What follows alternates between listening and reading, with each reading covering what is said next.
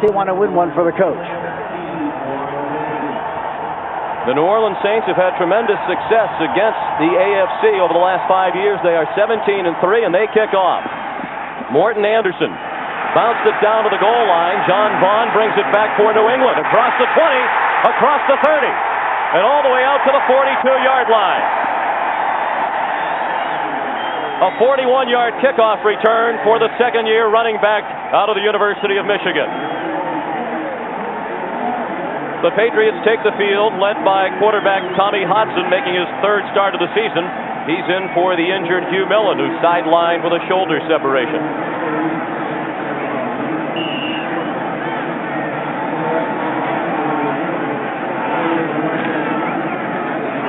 That's a good way for them to start because of the good field position they get on that kickoff return. Patriots working into a 10-mile-per-hour breeze in the first quarter. They go to the run on first down. Leonard Russell broke a tackle, and he picks up 5 out to the 48-yard line. Hodson handed the ball off to Leonard Russell. Tommy Hodson, 25 years old, in his third year out of LSU. It is a makeshift offensive line. Gene Chilton started at center last week against Buffalo. He is the only offensive lineman in the same position from a week ago. Stevens and Russell in the backfield, McMurtry and Pryor the wideouts for Tommy Hodson. 2nd and 5, New England, just shy of midfield. The tight end Marv Cook came in motion. Russell again across midfield. He has a first down at the New Orleans 46. They got a good push up front, and also Russell did a good job of starting inside and popped it outside.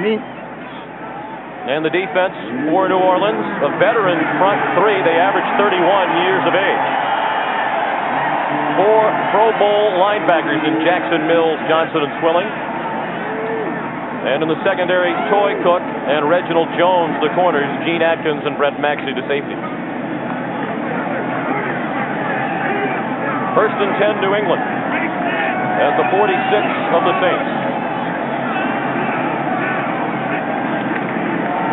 Hodson to throw for the first time.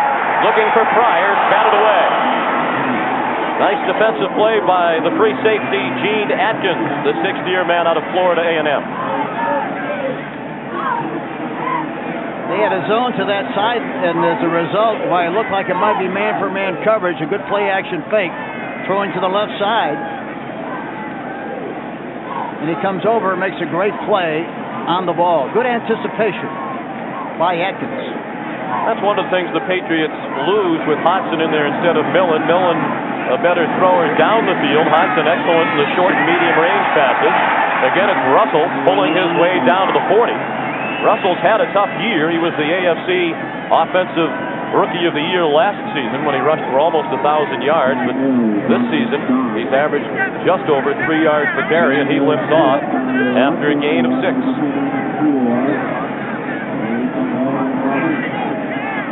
Talking to the coaches yesterday, they have a great deal of respect, and justifiably so, for this great defense of the New Orleans Saints. They said they got to run at them, and they got to keep the pressure off the quarterback.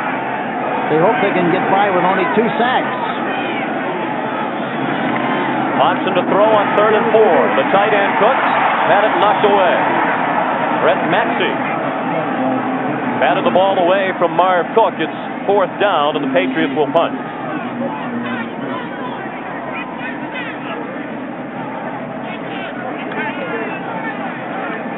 Here we see the replay. Man-for-man coverage on the outside. And again, good coverage, good tight coverage. And I think one of the things that have helped the New Orleans Saints this year is their secondary has been much improved over past years. They're doing an excellent job. Sean McCarthy hangs up a high punt. The fair catch called for and made by Marcus Dowdell at the 9-yard line. A 32-yard punt for Sean McCarthy. You know, Sean, with the kind of field position they had. As the Saints go on offense for the first time this afternoon, led by Bobby Hebert. Hebert has never lost to an AFC team as the starting quarterback for New Orleans. He is 13-0 lifetime against teams from the AFC.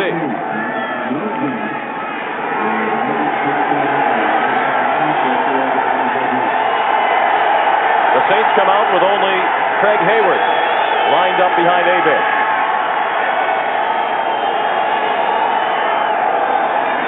And he gets the call on first down from the 9. He got across the 10, and that's all. Stacked up by most of the New England defenders after a gain of 2. Hebert, the quarterback, in his 7th season with the Saints. And an excellent offensive line in front of him. That group of Cooper, Dombrowski, Hilgenberg, Kennard, and Brock, along with the tight end Brenner, has allowed only 9 sacks all season. Dunbar and Hayward in the backfield. Quinn Early and Eric Martin, the wide receiver. 2nd down and 8.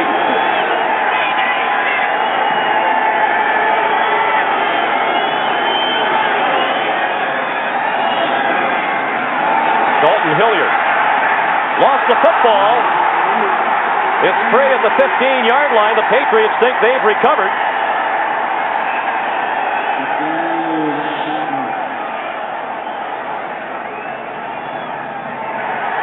And New Orleans got it back. Looked like Derek Kennard was at the bottom of the pile for the Saints. Hilliard stripped of the ball, and the Saints fortunate to get it back. Yeah, here again, New England, if they're going to win this game, have any chance to win the game, they have to take advantage of those kind of things. They didn't on the first drive. Now they had an opportunity to recover a fumble. They didn't do that either. Looks like David Poole stripped the ball free.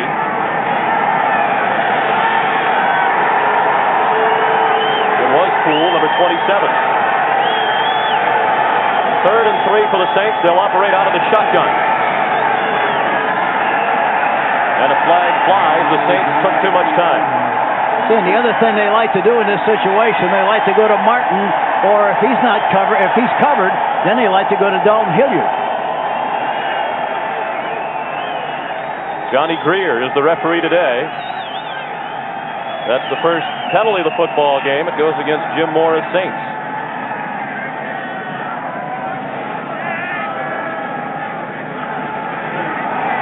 As you check scores from early action around the NFL, the Saints face 3rd down and 8.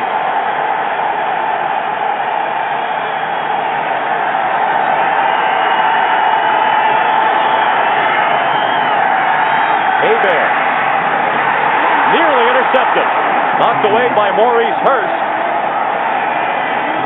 He's had an up-and-down year. Bobby Hebert said yesterday Hurst capable of making the outstanding play, but from time to time he's had his problems this year. Well, he's had a stock market year at best.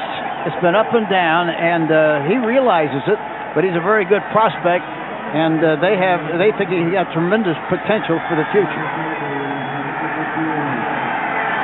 Tommy Barnhart on the punt for New Orleans. He's leading the NFC in punting average at better than 45 yards per punt. Walter Stanley lays it on a bounce, has trouble with it at the 45 of New England. And he swarmed under after a return of 3 to the 48-yard line after a 44-yard punt by Barnhart. No score. We've played 4.5 minutes in Foxborough. Is sponsored by Oldsmobile, the power of intelligent engineering. Magnavox, smart choices for smart people. The ingenious products from Magnavox, they're smart, very smart. And by Miller Lite, it's everything you want a beer to be.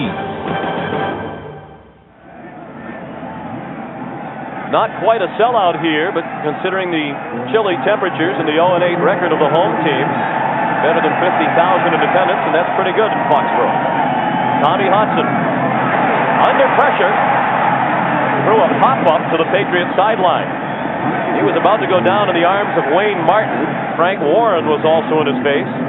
And Hodson says one of the keys for him today is to throw the ball away and avoid the sacks. Watch Wayne Martin, gets a free shot in there, gets great anticipation, a good jump on the ball, but Hodson got rid of the ball just in time. Very close. Hodson's intended receiver, Dante Scarnecchia, the team spokesman, filling in for Dick McPherson today. Tommy's 0 for 3 this afternoon. No score with 10:24 to play in the first quarter. Leonard Russell bounces ahead for a couple.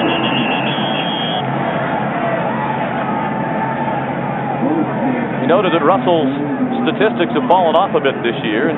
Dick Corey, the Patriot offensive coordinator, said yesterday part of that is that Russell's been banged up for most of the season, and the other part of that is they've been behind so often this year they haven't been able to run the football. And the other thing is he's only carried the ball about 10 times a game. He's averaging 3.2, but he's capable of doing a lot better than that, and they expect him to be that kind of a back the rest of the season.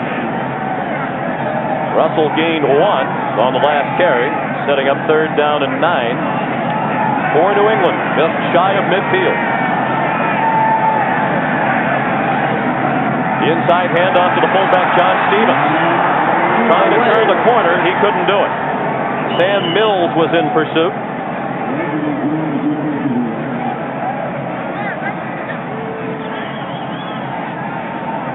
He brought him down well short of the first down. 4th down and about 5 of them coming for the Patriots, and Sean McCarthy's on the punt again. Watch the handoff now. He starts to go inside. It goes outside. He doesn't have enough speed. He's carrying the ball in the wrong arm. But the linebackers from the inside, Mills especially, got a good jump on the ball. You're not going to get away from him when you're trying to outrun sideways and get outside. Reginald Jones was also in on the 3rd down stop. McCarthy's punt handled again by Dowdell. Better field position this time for the Saints. They'll start at the 22 after a 26-yard punt. John McCarthy, 6'6". And the New England defense, Tim Edwards starting at defensive end for the injured Ray Agnew today. He's out with an elbow dislocation. Several injuries in the linebacker core as well. Dwayne Sabb, a rookie, starting for Andre Tippett. And in the secondary pool, Hurst, Brown, and Gordon. Gordon starting for the injured Randy Robbins. On 1st down, the Saints go to the run with Vaughn Dunbar, the rookie out of Indiana. He's ahead for a couple to the 24-yard line. Here we see it again coming to the right side with the right guard pulling on the play. Hayward gets a good block on the pushing the linebacker to the outside and the safety, really. Because by the time the back gets there, they close it in a big hurry. Dunbar, the 1st-round draft pick of the Saints this season, the 21st player selected overall. He gained 2 at 2nd and 8 for New Orleans. No score. 8:05 to play in the first quarter. Dalton Hilliard close to a 1st down as he crossed the 30. He avoided the grasp of Brent Williams behind the line of scrimmage. Yeah, Williams got penetration. He should have made the tackle in the backfield, but blew the tackle. And as a result,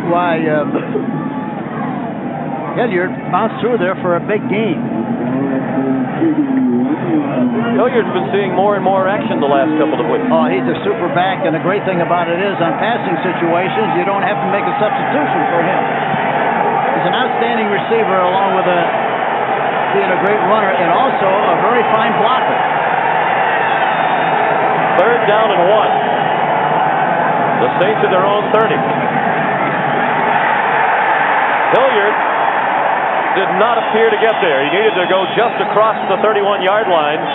And as you can see, they're going to spot him down shy of the 31, and already the punting unit of the Saints is coming onto the field. The defense of the New England Patriots really got good penetration. Look how low they are. They're coming off the ball. Tim Goad comes in there from the inside, but outside, the defensive back comes in there and makes the play. And they stop him short of the 1st down. Tommy Barnhart on the punt for the 2nd time. He's punting with the wind, and that's a good kick. Walter Stanley from his own 29 and running in the wrong direction. Thrown down back at the 23-yard line. Frank Wainwright, the backup tight end, down on special teams. A 41-yard punt, a return of -5. We'll be back in just a moment. Mora has his son, Jim Jr., on the staff as the defensive backs coach. And Patriots defensive coordinator Joe Collier is joined on the New England staff by his son, Joel Collier, who works with the Patriot running backs. New England has to be very careful in this part of the field. They can't afford to make a mistake and provide the Saints with an opportunity to get better field position. Patriots had good field position to start the game as a result of the opening kickoff return by Vaughn. Now with the penalty, field position is shifted to the advantage of the Saints. Now Vaughn fumbles, loose football, recovered by New Orleans at the 11-yard line. Pat Swilling fell on the ball for the Saints at the 11. That's what happens. See, they have good field position. They're an excellent team defensively. They do a great job of scraping the ball loose. And here in this situation, after the punt exchange, they wound up with bad field position. They give the ball away. Watch this now. There's a good cavity inside. He runs to the outside, a little hesitant, going through the hole, gets the ball knocked out of his hands. And there's rolling around. The Saints recover. Brett Maxey knocked it loose. This is the same old story for Dante Scarnecchia and the Patriots. They've lost 15 fumbles now, most in the NFL. Their turnover ratio is -14. They've got 14 more turnovers than takeaways. That's also worse in the NFL. If you're looking for the biggest reason why they're 0-8, that's it. Greg Hayward gained nothing on first down, thrown down by the rookie Dwayne Sabb. You know, that time they had a wingback on the left side. The wingback had the linebacker outflanked. The corner was off. A good place to run on that last play was really outside rather than inside.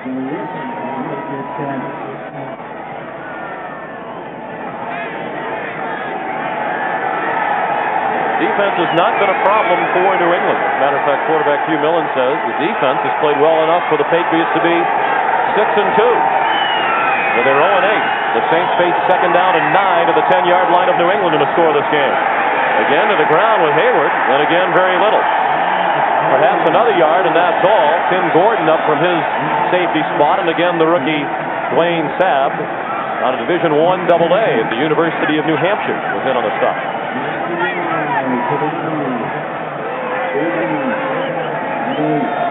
Sabb, a fifth-round draft choice for the Patriots in 1992.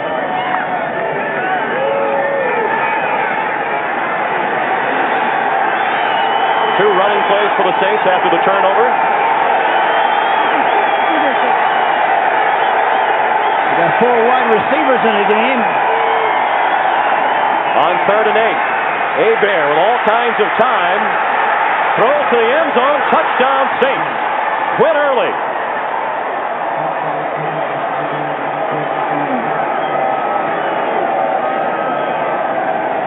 Well, when you have that kind of time, you're going to find somebody open. They had no rush whatsoever. Hebert had all the time in the world. They have 2 receivers on one side, 2 on the other. Early is on the outside. And Hebert knows exactly where the line of scrimmage is. Early pops open into the middle area. They throw the ball to him. Touchdown. Morton Anderson. On to the extra point out of the hold of Barnhart. No surprise that that is good. He's now made 109 in a row. So the Saints capitalize on the fumble by John Vaughn. And they take a 7-0 lead, just under 5 minutes remaining in the first quarter in Foxborough. Anderson set to kick off, following the touchdown by New Orleans on the 9-yard touchdown pass. Bobby Hebert to Quinn Early. Walter Stanley and John Vaughn back to receive the kickoff. Vaughn with the early highlight of the game with the 41-yard kickoff return. Things turned south for him in a hurry with the fumble that set up the touchdown. He'll have another chance from the 1. Another good return by Vaughn. This time he's out to the 31-yard line.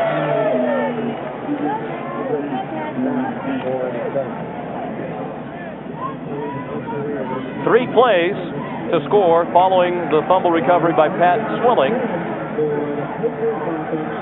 And the touchdown, 9 yards, Hebert to Early.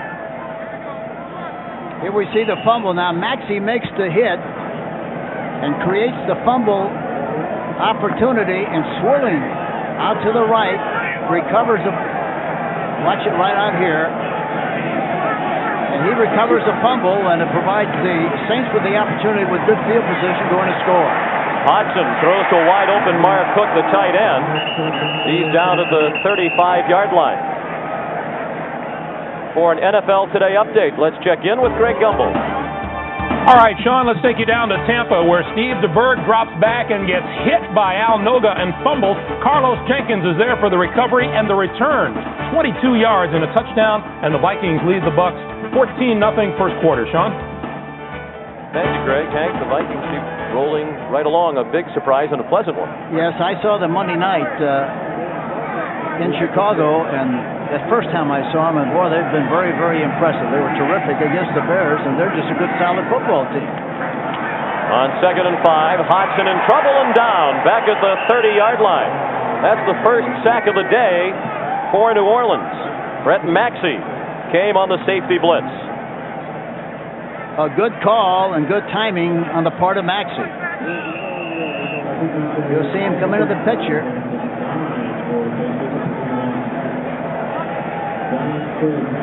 There you see him make the tackle. Good anticipation on the part of Maxey. 8-year veteran out of Texas Southern. Not many of the numbers for the New England offense impressive, including the number of sacks allowed. 38 now. Hodgson out of the shotgun on 3rd and 10. Wobbling pass incomplete. Crowd wanted a flag. It was intended for Greg McMurtry, and he was well covered by Vince Buck. And here again, he was very lucky to get rid of the football that time. Good pressure again by the Saints. They came into the game with the idea that they want to run when they expected pass and pass when they expected run. That time it was an obvious passing situation, and the Saints were right there to make the play. And Sean McCarthy on the punted away to Marcus Dowdell. Bear in mind that McCarthy is punting into the wind. Last one didn't go very far. This is a low, wobbly punt, handled at the 36. And down at the 36 goes Dowdell. Wayne Sabb down covering the punt. A 34-yard punt. Nothing on the return. So the Saints get it back again, leading 7-0 with 3:15 to play in the first quarter. There is a late flag again.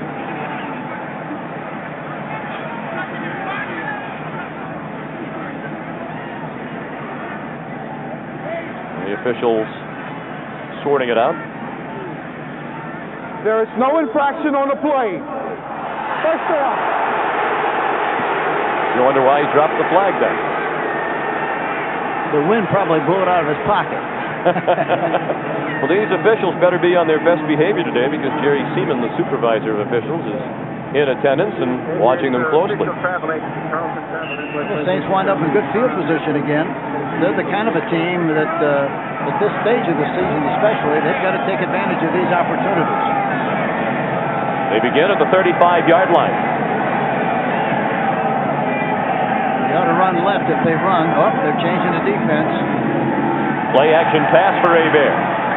That's complete. Out to the 41-yard line to the tight end, Hobie Brenner.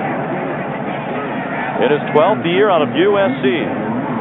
Hebert with some fans in the stands this afternoon. His wife and 2 daughters are in attendance. They've been seeing the sights here in New England. Bobby said over the weekend they went to Plymouth Rock, and his daughters were happy to visit the Pilgrims as Thanksgiving approaches. Yeah, he was concerned about the fact that it wouldn't stay for the game, but I guess I think they made it. His family is used to the comfort of the Superdome. Not quite as climate controlled here in Foxborough this afternoon. 2nd down and 4 with 2.5 minutes to play in the first quarter. 7-0 Saints.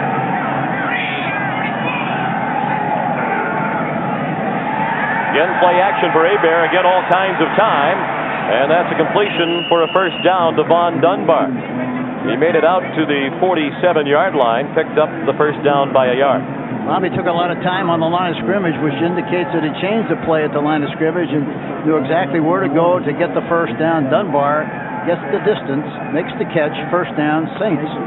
Dunbar, very talented guy, Hank. It seems like once he figures out what he's supposed to be doing in this pro-style attack, he'll be much more productive. I think, as a college back, I think all they did was throw the ball to him, toss it to him, let him run.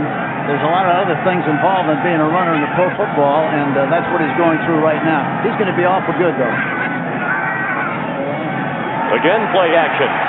Hebert into Patriot territory and into the slide at the 46-yard line. He's about 2.5 yards short of the first down.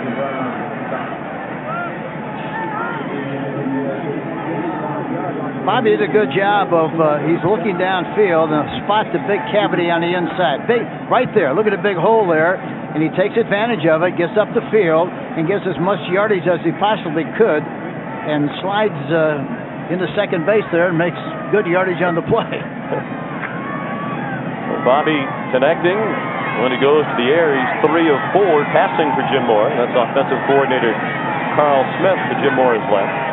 And now a 7-yard scramble for Hebert sets up second down and 3 from the New England 46. Less than a minute to play in the first quarter. Dunbar ripped through a big hole. He has another first down at the 39. The New England defense is shifting from side to side, over-shifting to their left and then over-shifting to their right. And as a result, it looks like Bobby Hebert is doing a good job of waiting long enough for them to shift, and then he calls the play and makes the adjustment according to what he sees. Time for one more play. The Saints don't have to run a play unless they want to. Game clock less than the play clock. That's the time remaining in the quarter as Hebert looks to throw again. Wide open down the middle. Quinn Early with his second touchdown for New Orleans.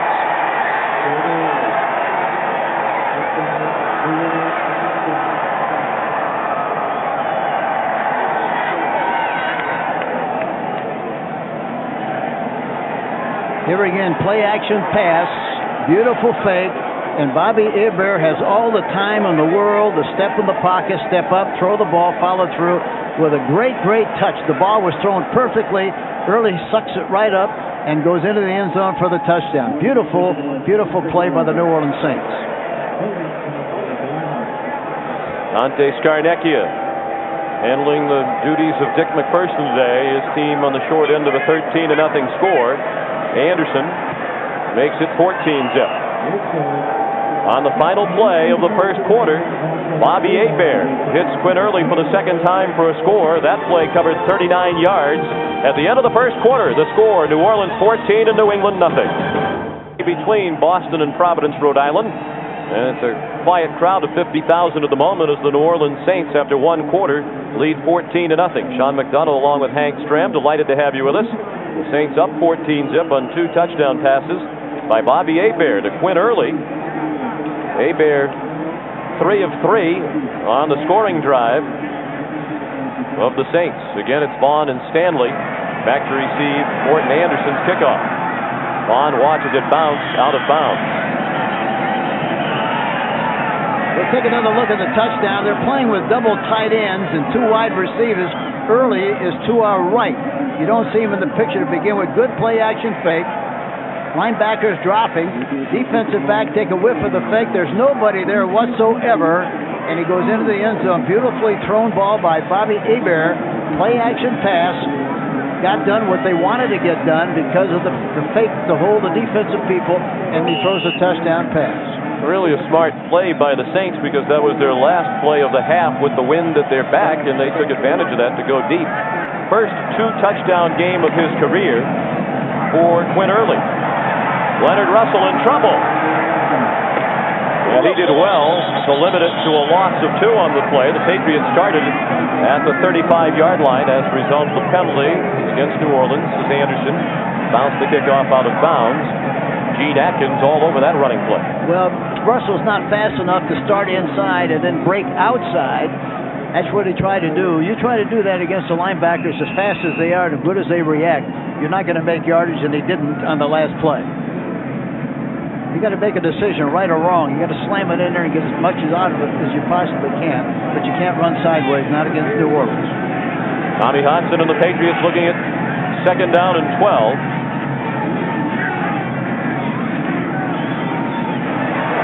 Ricky Jackson watched Hodson get away from him. McMurtry down for no gain. He made a good catch of the ball, but when he got up and tried to run, Sam Mills was there for him. Looks like Ricky Jackson was blitzing on the play. It was man-for-man coverage.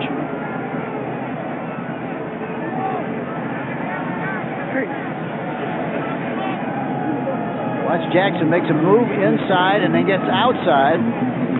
Number 57 tries to get him from the backside, but he's still over here hustling. You see him come back into the picture and gets a late hit.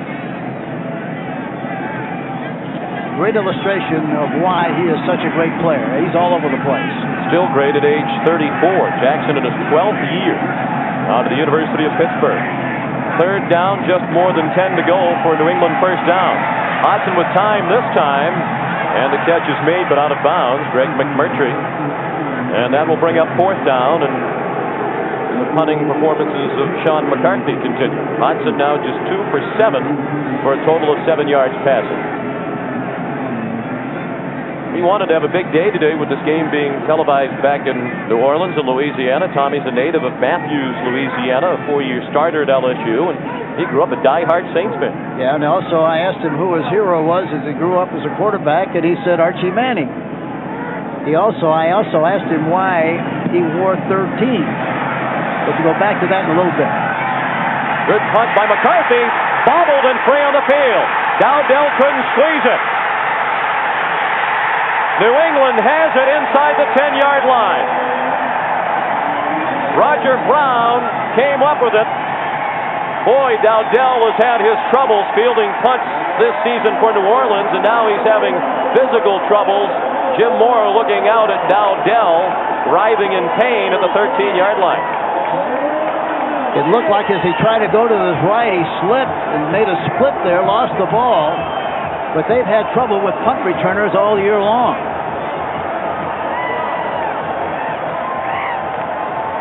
See, it went right on through. He must have taken his eye off the ball because it was trying to catch it right at the numbers where you're supposed to try to catch it, and it went right on through. A lot of times you'll see the oncoming rushers, and as a result, take your eye off the ball and make a fumble, just like he did.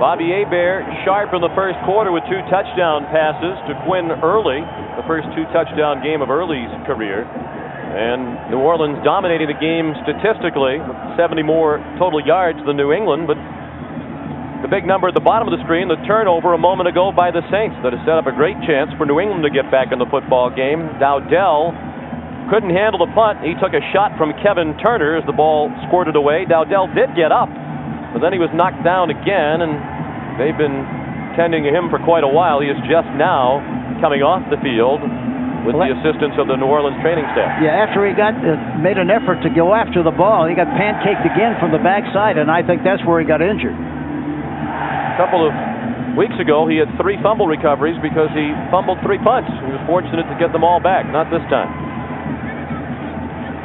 Roger Brown recovered for New England. And the Patriots are in business.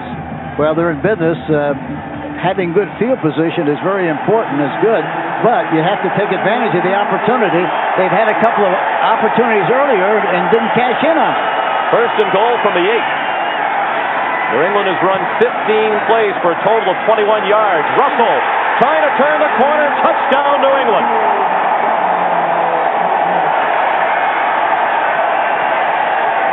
That's the first rushing touchdown of the season for the New England Patriots.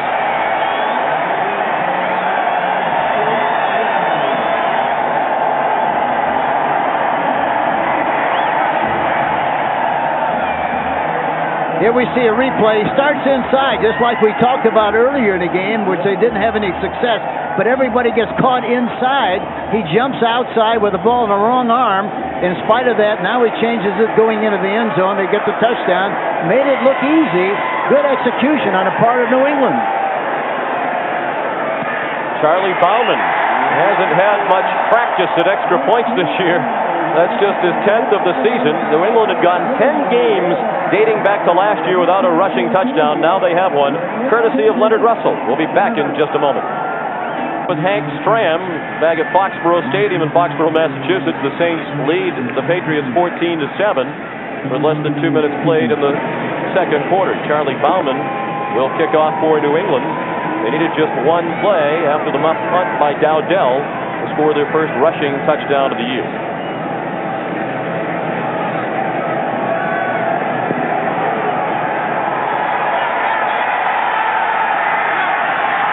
Vaughn Dunbar with a hole, and he's out to the 30, tackled by Richard Tardis. David Poole also in on the play as we look back at the New England touchdown. Watch this again, and watch Jackson right here in this spot. And the back goes right in that area. Jackson goes to the inside, gets caught, 51. Look at Sam Mills. He's trying to go to the outside and make the play, takes a bad angle, gets blocked to the outside, and he goes in for the touchdown. Another good-looking play. I shouldn't say another one, but a good-looking play. The only good-looking play of New England so far. You're right. You shouldn't say another one, but they'll certainly take it. Saints working into the wind of the second quarter. And Hebert has had luck with play-action passes. Not that time. Ball was behind his intended target, Torrance Small, the rookie out of Alcorn State. The Cowboys roll right along. That time the play-action fake, they were in a 3-deep zone. And look again, every time Bobby Hebert throws the ball, goes back into the pocket, he's got all the time in the world, especially from play-action passers. Looking at David Poole. It's a solid but unspectacular corner. Seen Hebert spread his passes around. He has not been picking on any particular member of the New England secondary. Back to the run, look out! David Howard, clothesline, Dalton Hilliard back at the 26.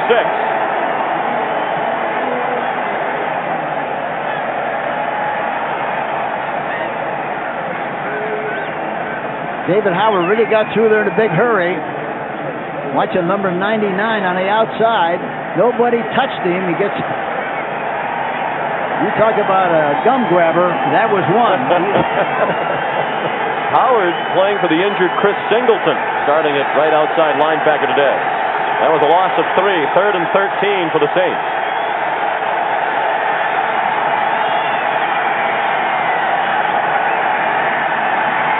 Four-man rush for New England. Hilliard with some running to do. He won't get there again. It's his newest best friend, David Howard, there to make the play. That's the 33, about 7 yards short of a first down. They haven't had much reason to cheer in Foxborough this year, but many of them on their feet at the moment for David Howard and the New England defense.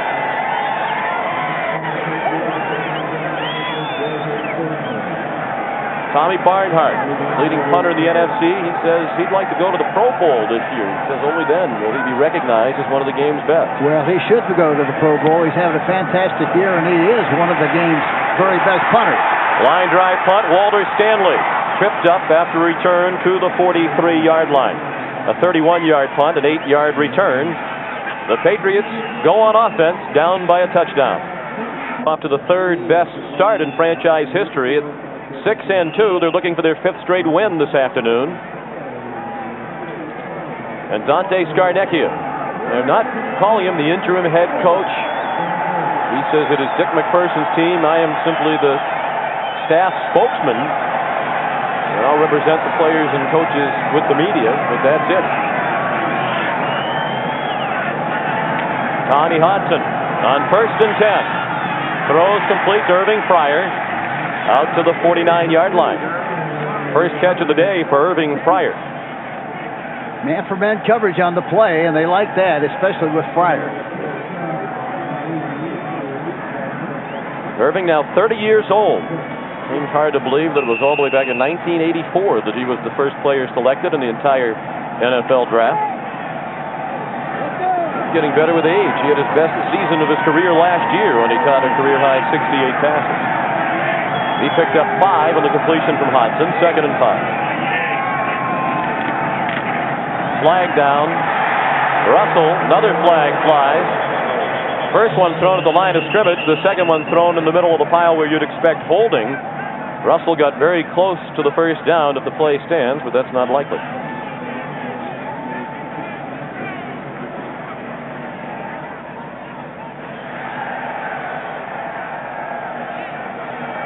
Both flags against New England.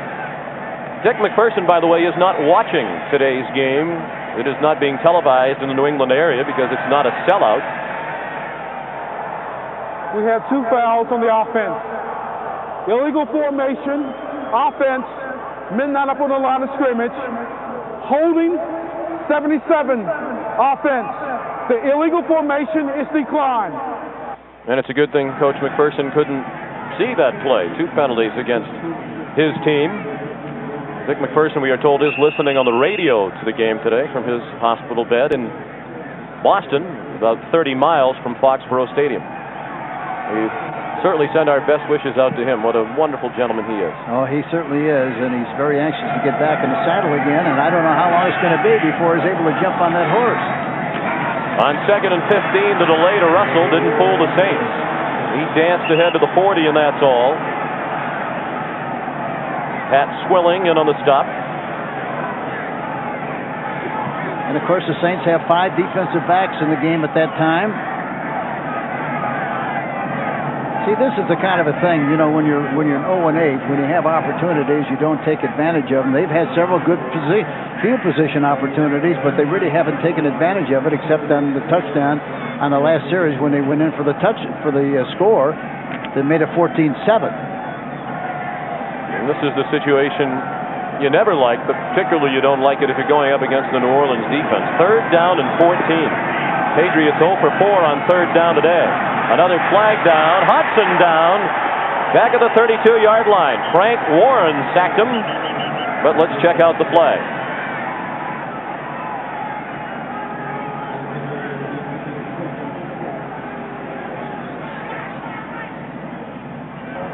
Illegal motion. Number 69, offense, is declined. 4th down. Eugene Chung moving before the snap. It's declined. They'll take the sack. Frank Warren, number 73, goes inside and back outside, makes a good move. Nobody touched him going to the outside. But the initial problem for the offense was the fact that he made an inside move and went outside and got the sack. 2nd sack of the day for New Orleans. They started the day with 28, 2nd in the league behind only Cincinnati. New England has given up more sacks than any team in the NFL. That's a bad combination for the Patriots. Vince Buck returning the punt. A flag thrown at the 33-yard line. Buck went out at the 36. Another flag flies. A 44-yard punt by Sean McCarthy. A 12-yard return, and now a skirmish along the Saints sideline. Marcus Dowdell, we are told, just had the wind knocked out of him, and he is able to return. But they went with Buck as Dowdell's fumble problems continue. And penalties against New Orleans. And Buck was lucky that he didn't fumble the ball. He was running to the left with the ball in his right arm. The tackler got a piece of his arm, grabbed his jersey. It would have been a fumble. Illegal block. Number 92, doing the run back. DeMond Winston, the guilty party. And Buck thrown out of bounds by Dion Lambert. The Saints will have the ball when we come back. They lead 14-7 with 9:22 to play in the first half. Territory following the penalty on the punt. They're back at the 17, and New Orleans moving into the wind in the second quarter, leading 14-7.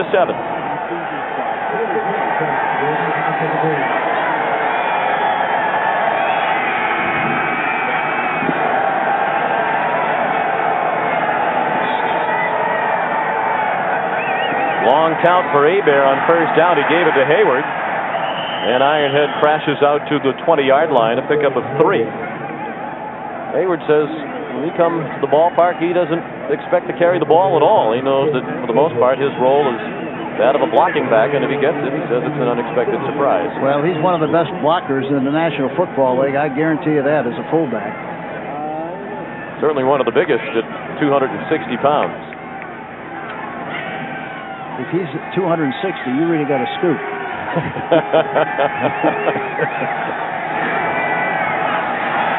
Von Dunbar broke one tackle, then was taken down by Vincent Brown at the 24-yard line. Still about 3 yards short of the first down. Dunbar, the third all-time leading rusher at Indiana University. He rushed for over 1,800 yards last year for the Hoosiers and was the third back selected in the most recent NFL draft. 3rd and 3 upcoming for New Orleans. Tim Gold and the Patriots defense have held Bobby Hebert and company to 1 for 4 on third down conversions to this point. 6 defensive backs. Hebert, quick toss, complete for the first down out to the 32-yard line. Eric Martin with his first catch of the day, and he has now caught a pass in 82 consecutive games, and he was well covered. Watch the way Hebert, he's amazing the way he throws this particular slant pass. Watch Martin on the outside. First time he's caught a ball so far. See, he's coming into the inside. He's just in the slot and makes the catch on a quick shot from Bobby Hebert.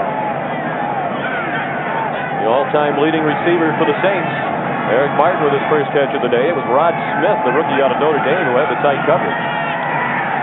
Hebert has a man wide open. Martin into New England territory and tackled by Jerome Henderson at the 40-yard line. A gain of 27 for the Saints. Man-for-man coverage, another play-action pass. The play-action passes have been super. They got a slot to the right side. Hebert fakes to his left and then rolls to the right. And there you see Martin on a crossing pattern, comes back over to the outside, makes the catch, goes down the sideline, and another big gain for the New Orleans Saints. Eric, in his 8th season, he was a 7th-round draft pick out of LSU. Overcome that obstacle, become the Saints' all-time leading receiver with 436 career catches.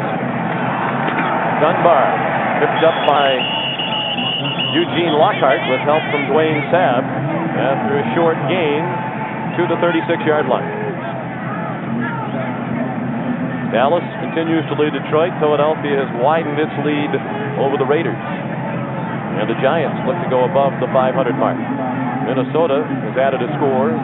They're on their way to 7-2 at Tampa Bay.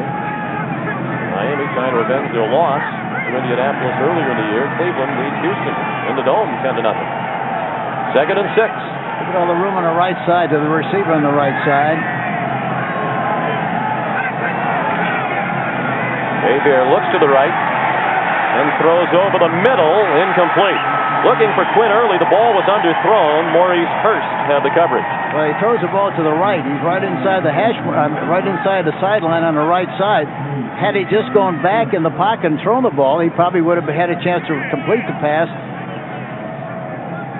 Now watch, he fakes here. Look at all the time again. All the time in the world. Look at looks, and finally delivers the ball on the outside. But it's covered in good shape. New Orleans has only allowed 9 sacks all year, tied with Washington for the fewest allowed in the league. The Patriots only have 9 sacks as a defense this year. 7th play of the drive. Hebert complete. Small has the first down. He picked it up by a couple as he went down to the 26-yard line. Again, it was Maurice Hurst who was credited with the tackle. Torrance Small, the rookie from Alcorn State, a 5th-round draft choice. And they like him, too, Sean. He's getting better and better every week. They talked about him before the game on the field with Jim Finks, and he thinks he's a great prospect, and he's made a terrific contribution to this team so far. Jim Finks, the general manager of the Saints. 1st and 10. The Saints on the move, trying to build on a 14-7 lead with 5:15 to play in the first half. Bobby Hebert's changing the play again. And he didn't get it off. Whistle stopped the play, and the play clock ticked down to 0 before the snap. Delay. Well, that's the second time that's happened to New Orleans this afternoon. I was surprised if he changed the play that he changed it to a run. There were a lot of people on the line of scrimmage. It looked like 8 guys were on the line of scrimmage that time. And he took too much time trying to get the ball off on that last call. Hebert's thrown 8 completions, 6 to different people so far in this game. Including 2 touchdown passes to Quinn Early. 1st and 15. From the New England 31, they go to the draw. The draw didn't go far. Von Dunbar tackled by Tim Goad, and now a late flag comes flying in.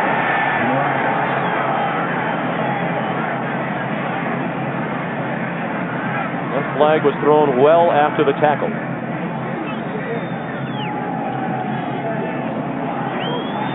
Hebert indicating it's a personal foul against New England. Personal foul, unnecessary roughness, number 99, defense. First down. David Howard, the guilty party. Eugene Lockhart walked over to Johnny Greer to plead his case. That's a huge penalty. It gives the Saints a first down. They'll march the ball inside the 15-yard line.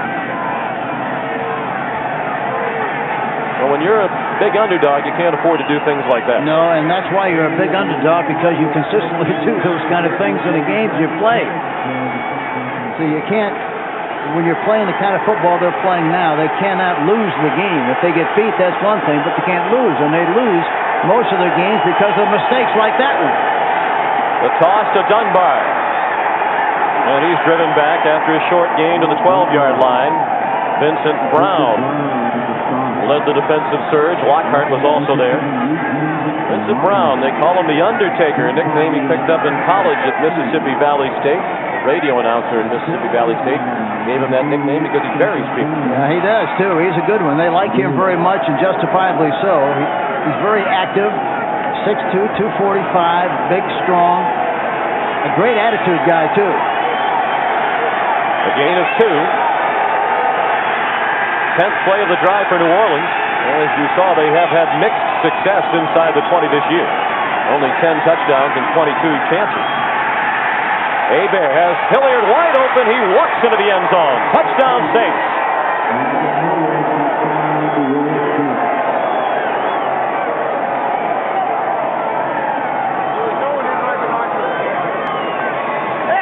Another play-action fake. Hilliard fakes inside. He looks right and then goes right back into the flat. Nobody out there to cover him on the play. Tiptoes in the end zone for the touchdown. But the play-action passes, Paul Boudreaux before the game on the field indicated that they were going to throw a lot of play-action passes. It's a good game plan, and they've executed them terrifically well. Gordon Anderson tacks on the extra point. So Bobby Hebert has thrown 3 touchdown passes. The most recent covered 12 yards to Dalton Hilliard. New Orleans leads 21-7. We'll return to Foxborough, Massachusetts in just a moment. Best game of his career came 3 weeks ago in Phoenix when Hebert went 19 for 26 for a career-high 355 yards and 3 touchdown passes. He has 123 yards passing and 3 TDs today, and that was a nice drive into this 10-mile-an-hour. Oh, it really was. Excellent drive, and total offense for New Orleans, 167 yards, New England 27. The only score for New England came after they recovered a fumble at the 8-yard line of New Orleans. Gordon Anderson kicking off into the wind. Hebert was 4 of 5 on that last drive, and he's 9 for 12 in the game today. And normally, Morton will kick the ball inside, out of the end zone. Most of the time, we're deep in the end zone. Outside, there's about a 7 to 8 yard difference in the way he kicks the ball downfield. Let's take a look what he does here. Pretty good line drive kick to the 2. Walter Stanley taken down at the 23-yard line, tackled by James Williams. 1st and 10, New England. Patriots operate from their own 24. John Vaughn out to the 27. A gain of 3 for the second-year running back out of Michigan. He should be a senior at Michigan this season. He came out 2 years early. You know, the Patriots so far, Sean, 19 plays, 27 yards, 1.4 per play.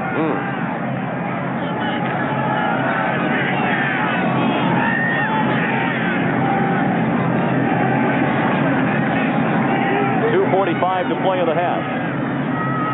Patriots have all 3 of their timeouts remaining. Hodgson, quick toss, Fryer. Courageous catch in traffic. He knew he was going to get belted, and he did, by Gene Atkins, but he held on for a gain out to the 49-yard line, a pickup of 21. Jackson was blitzing on the play. It was man-for-man coverage.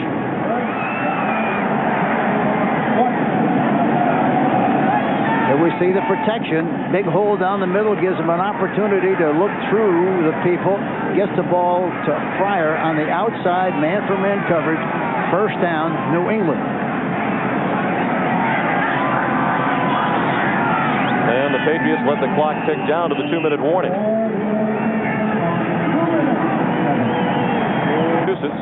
The New Orleans Saints lead the New England Patriots 21-7 with 2 minutes to play in the first half. Sean McDonough with Hank Stram, our producer Dan Forer, our director Kathy Barretto. Patriots with all 3 of their timeouts remaining. First and 10 New England. The Patriots in their own 49. Michael Timpson in motion. Tommy Hodgson coming off a 21-yard completion to Fryer, the longest play of the day for New England. That's a short gain to Fryer. He's down at the 45-yard line, a gain of 6.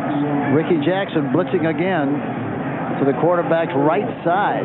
He got rid of the ball just in time.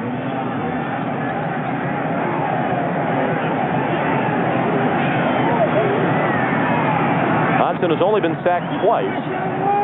Hank mentioned earlier the Patriots said they needed to hold the sacks to a maximum of 2 today, so they can't allow any more to keep to their game plan. Hodgson drills it in. First down, New England. Greg McMurtry with the catch at the 38. That time they were in a 2-deep zone, and he hit the middle area right where the void was on the defense. Patriots still have not used any of their timeouts as the clock ticks down to 1:05. On first and 10. Look out! Again, Hodgson just did get it away. No indication that was considered a pass. That time they had a 3-deep zone, and Ricky Jackson blitzing on the outside.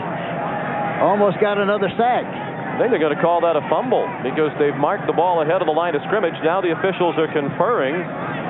They've given New England a gain of about 1.5 yards at the moment. Watch Jackson shedding the offensive tackle, goes to the inside and gets a late hit. I shouldn't say a late hit, but a hit on the quarterback. Here we see Jackson. It's amazing how well he's played for such a consistent period of time. Incomplete pass. Second down. The officials got together and decided it was a pass, and it did look like Hodgson's arm was coming forward. Hodgson had hit 4 in a row prior to that incompletion. The way they're coming, I'm surprised they haven't thrown some kind of a screen, Sean. They haven't thrown a screen so far in the game. Second and 10, under a minute to play in the half. Hodgson, incomplete. Cook was open, but Hodgson was scrambling for his life. That'll set up third and 10. Coming up on the NFL Today halftime report, Greg and Terry with all the scores and highlights from today's NFL action. Let's look at the latest trend in the NFL, the ump bump. Look forward to that. I've seen you do the ump bump. I want to see that. You got to have some good moves to do that, I'll guarantee you. Those officials can inadvertently be in the way.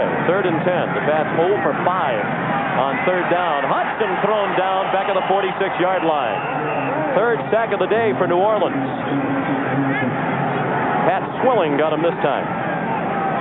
The last time both linebackers, Swilling and Jackson, came. This time Swilling comes in and gets a sack. Watch Swilling on the right side on Harlow. Look at the push. Harlow is playing left tackle. He normally plays right tackle, and he's over there with a different stance than he normally has to use, and he was very concerned about that going into the game, and I can understand why. Well, the normally conservative Saints have decided to get greedy here in the first half. They've called a timeout to get the ball back with time to do something. 47 seconds left as New Orleans burns its first time out of the half. This game is presented by authority of the National Football League, and this CBS telecast is intended for the private use of our audience. Any rebroadcast or other use of this telecast without the express written consent of CBS, the New England Patriots, and the National Football League is prohibited.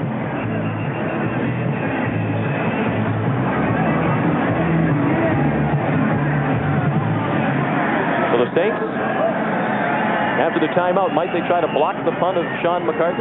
I think they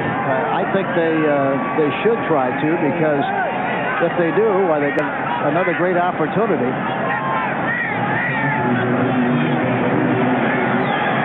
Doesn't look like they're lining up for a block.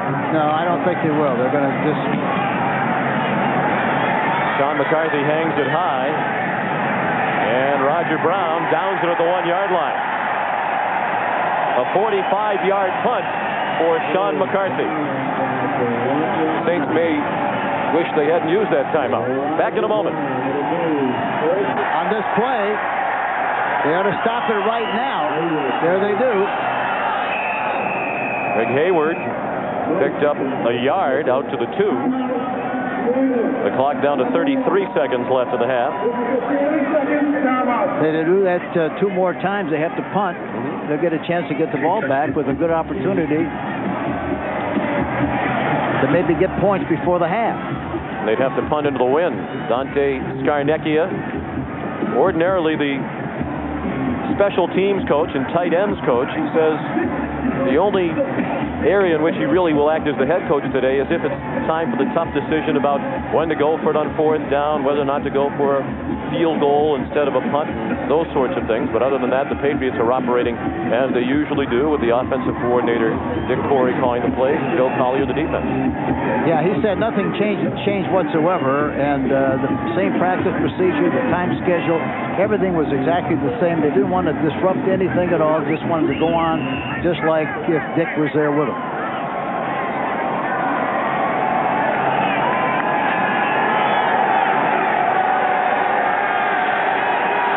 Second down and 9. Hayward again. And they stop the clock again. They should. So far, no indication from the Patriots to stop the clock. It's running down to 22. They're blowing a lot of time. Oh, it took a lot of time to make that decision.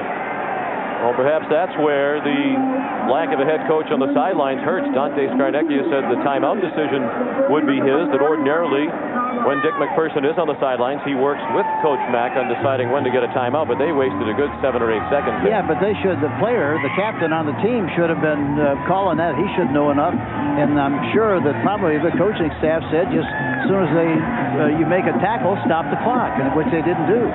Well, the number of times this half we've had the chance to say bad teams do this type of thing, and there's another example of it. You got 1 timeout left, you could see Dante Scarnecchia say. Teams with a bad record say we've had a lot of bad luck. What really happened was the fact that they've done a lot of bad things. That's why they have that kind of a problem. Jim Mora had a comment about that last week. Some folks thought the win over Tampa Bay was lucky. He says, I've never seen a bad team that had good luck. In this case, it was a win, perhaps an ugly win, but as the Saints were quick to note, no wins are ugly. 3rd down and 4. 21 seconds left in the half. The Saints lead 21-7. They keep it on the ground. Hilliard dancing for the first down. And now it's a moot point. See, that's a great run by Dalton Hilliard. He got tackled in the backfield, got hit in the backfield, but the great backs are determined by how much yardage they make after they get hit the first time. That should have been a loss on the play. That's the end of the first half. With the score, the New Orleans Saints 21 and the New England Patriots 7. Run by Good moves to get away from the 10-yard line and out to the 15. Kevin Turner made the tackle for New England with help from Sam Gash.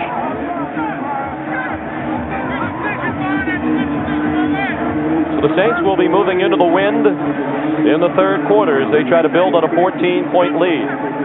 And one thing they did so well in the first half was the play-action passes. They didn't come close to getting any kind of pressure on Hebert at all in the first half. None. New England is not a big blitz defense. They are out of the bend but don't break philosophy. Well, they're playing a lot of zone and trying to make them travel slowly. To the ground with Hilliard on first down. He ran into Eugene Lockhart at the 17-yard line. See all the red shirts around the ball carrier. That means that they're responding and reacting very quickly to what they see. As a result, the play-action pass will continue to be good, just like it was in the first half, because they really take a big sniff of the fake on those play-action. Lockhart playing today for the injured Johnny Rembert. 3 New England starting linebackers out of action this week. Rembert, Andre Tippett, and Chris Singleton. Gain of 2 on the first play of the second half. Second down and 8 for New Orleans. Back to the play action. With plenty of time, it's dumped to Hilliard. He's down short of a first down, tackled by Dwayne Sapp. But here again, football is a game of repetition, and we're repeating what we're saying happened in the first half. But there again, play action pass, plenty of time to throw the ball and get the ball to Hilliard on the last pass. Third down and 2.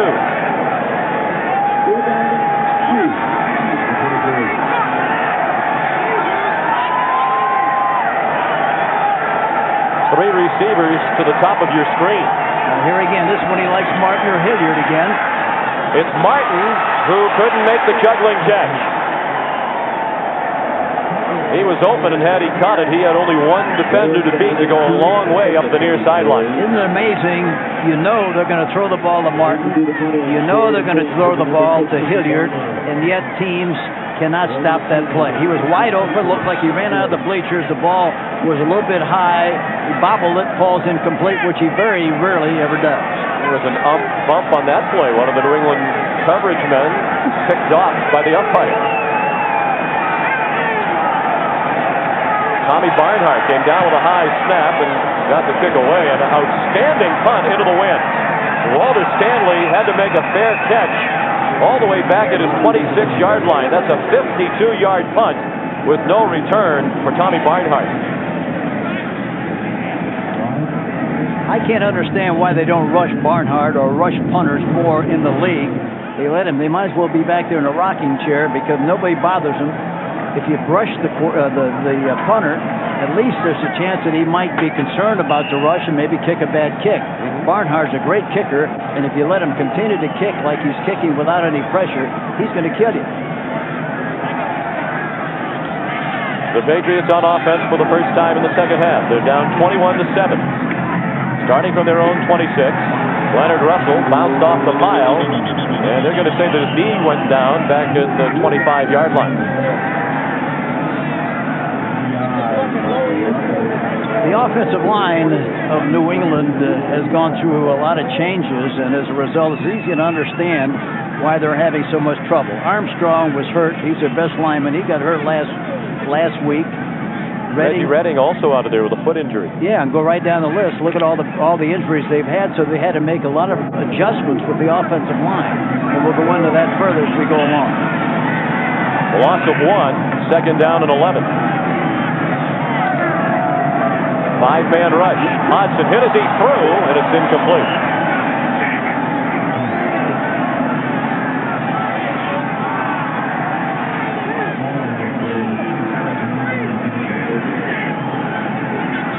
Here again, a 5-step drop by Hodgson, but here he just barely got rid of the ball, got hit as he threw the ball, and the ball jumps up into the air, falls incomplete. Another good pressure shot. Looked like Jackson again,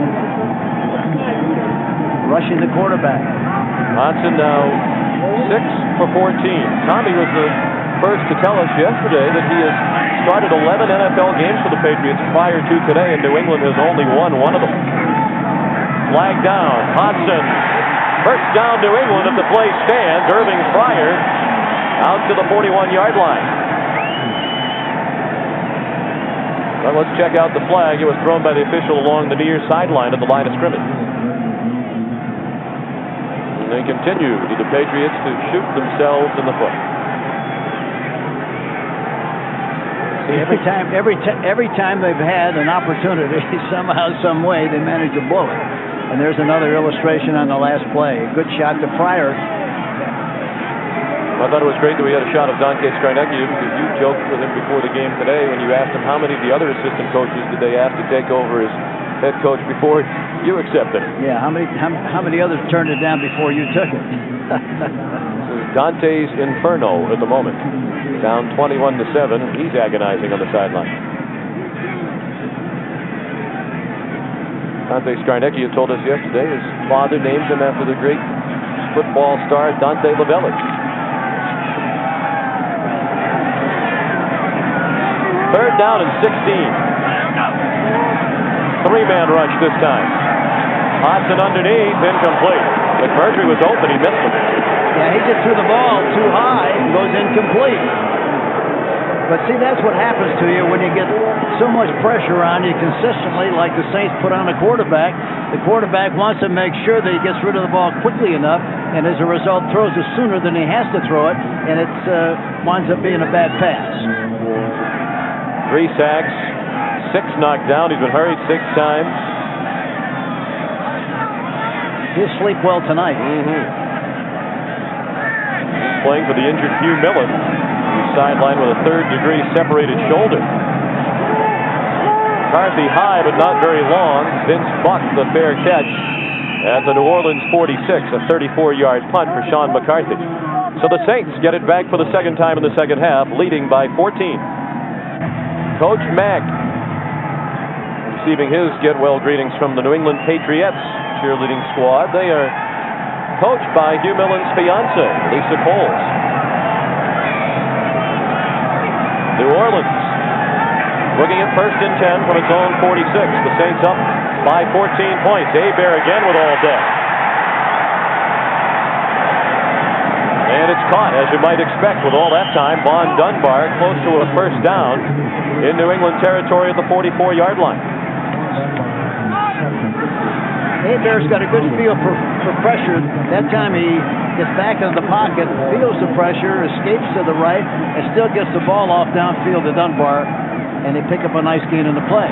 Goes against their philosophy, Hank, but should New England be rushing more people? Well, they're not doing any good whatsoever, and that time the safety, 41, was up near the line of scrimmage, so they had 8 guys up front, and they still had no pressure whatsoever on the quarterback to speak of. On first down, Greg Hayward bowls ahead for 3.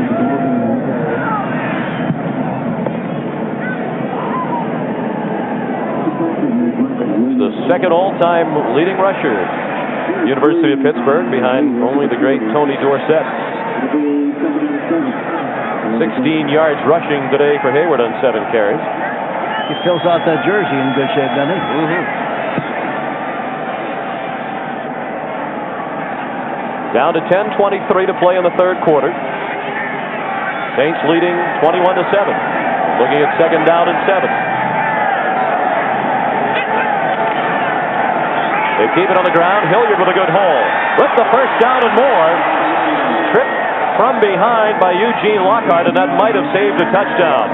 A gain of 15 for Hilliard as he stumbled down to the 25. Yeah, he looked like he was going all the way. Nice blocking at the point of attack. They block down. They pull to the outside, knock the linebacker to the outside. He goes through the gaping hole and got tripped up, or else he'd have gone all the way. Most backs don't like to run on the natural grass. They prefer the sure footing and fast service of artificial turf. But Hilliard said yesterday he likes playing on the grass. Yeah, and every player we talked about or asked about the synthetic turf and grass, they all prefer grass. Hebert for Martin. Nice catch. Hands outstretched. He's out of bounds with a first down at the 8-yard line. 17-yard gain. Let's check in with Greg Gumbel.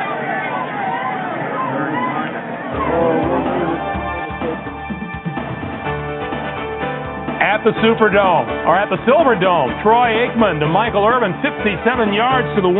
Emmitt Smith took it in for his third from there, 27-3 Dallas. Sean? Thank you, Greg. Here in Foxborough, 21-7 New Orleans, and the Saints looking to build on that lead. Now this time he gets back in the pocket, gets rid of the ball. That's the first time I think he's really got hit like that after he'd thrown the ball. Howard was blitzing on the play, number 99. Hilliard to the goal line and stopped just short. Rod Smith drove him back. The rookie out of Notre Dame saved the touchdown. Certainly Rod Smith has had a lot to crow about today, as his alma mater had the big win over the local favorites in these parts, the Boston College Eagles, yesterday. Here again, good blocking at the point of attack. He skips through there, through the traffic, and goes right down close to the goal line on the play. Hilliard is going to get more than enough on any kind of a blocking situation like the one you just saw. A lot of guys will get just what the hold demands. He gets a lot more than the hold demands. Midway through the third quarter, the Saints looking to go into the end zone for the fourth time today. Hilliard stopped for a 1-yard loss. Well played by David Howard, who's been a standout today for New England, and Jerome Henderson was also there. That's the first time they've tried to go outside on a advertised sweep, meaning they just toss the ball and go outside. Howard did a very good job of pursuing on the play and making the tackle. He's in his 8th year out of Long Beach State. Only starting today because of the injury to Chris Singleton. Third and goal from outside the 1-yard line. Look at that right side. Hebert rolls to the right, and it's incomplete. Intended for Hobie Brenner.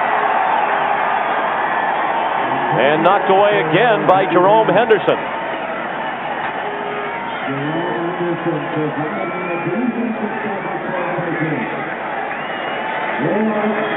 Only one back in the backfield. That's Hilliard. He's rolling to his right side. Hilliard is covered. He goes back to the tight end. Great coverage on the play. Now a big field goal. Barnhart lost the handle. They tried to get it off quickly to surprise the Patriots, and it would have worked, but as Barnhart wound up to throw it, it slipped out of his hand. See, that's what happens when your hand is cold and the ball is hard and also cold. A lot of times it gets to be very slippery, and that's evidently what happened on the play. The field goal would have meant that New England needed 3 scores to catch the Saints. Now they're still only 2 touchdowns behind, and we'll be back in just a moment. Well, Hank, we mentioned earlier the Saints from time to time have been criticized for being too conservative, but today they've done a few things that are out of character. That timeout at the end of the half almost got them into trouble, pinned against their own goal line. And now a chance for a field goal to give them a 17-point lead against the worst offensive team in the league, maybe put the Patriots away. They go for the fake field goal that didn't work, and the Patriots still have a pulse. Leonard Russell out to the 16-yard line. He picked up 6 with New England backed up deep in its own end. Yeah, that's very out of character for New Orleans to do that to make that kind of a play in that situation. You'd have to think a 17-point lead against New England, you're on your way to a win. Now the Patriots still have hope, although with their inability to move the ball today, it's faint hope, undoubtedly. Dante Scarnecchia says thank you very much. Well, the only way they can win this game, New England, and that is they have to be able to make some kind of a big play down on the other end of the field, get a fumble, punt return, some kind of a big play in a shorter field than what they have been playing on so far. Saints coming on a blitz. Russell couldn't get away from it. He's dropped for no gain. Vaughn Johnson, a Pro Bowl player each of the last 3 years, made the stop for New Orleans.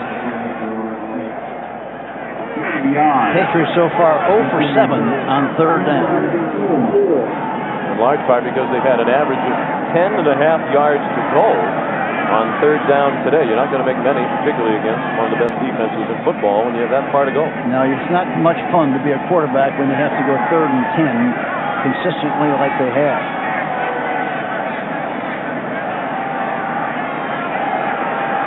Patriots better hurry to get this play off. Down to 5 seconds on the play clock. 2 seconds.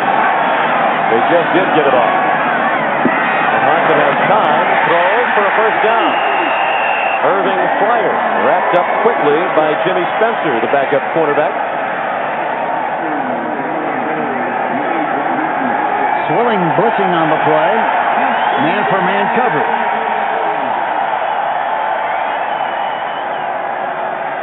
See, this time he has pretty good protection. He's got plenty of time to throw the ball, and when you got the time to throw the ball, you're going to complete passes. 4 catches today for Irving Fryer. 1st and 10. New England has gone 24, trailing 21-7. Under 5 minutes to go in the third quarter. Hodson incomplete and nearly intercepted. It bounced through. Greg McMurtry went up in the air. And Brett Maxey had a shot at it before it hit the grass.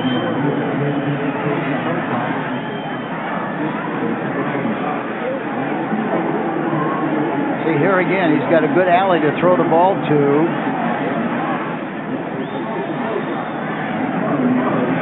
Almost had a signal for a fair catch when that ball went up in the air. McMurtry was also an outstanding baseball player as a young man. He was drafted as an outfielder by the Boston Red Sox and elected to pursue football at the University of Michigan. Well, he needed a big glove to catch that ball. Hodson 7 for 17 for only 53 yards. Throws again. Oh, he should have had a completion there, but Ben Coates, the backup tight end, dropped it.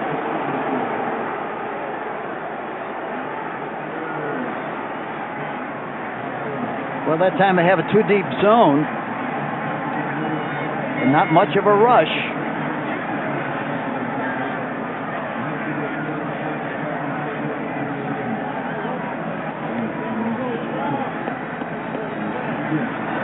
Saints with only 5 interceptions this year as compared to 16 last year. But as you mentioned, the Patriot coaches noted during the week that they thought the Saints secondary was much improved. Oh, it is. There's no question about that. I think that's one of the big areas of improvement, along with the 2 tackles, especially the left tackle, Martin.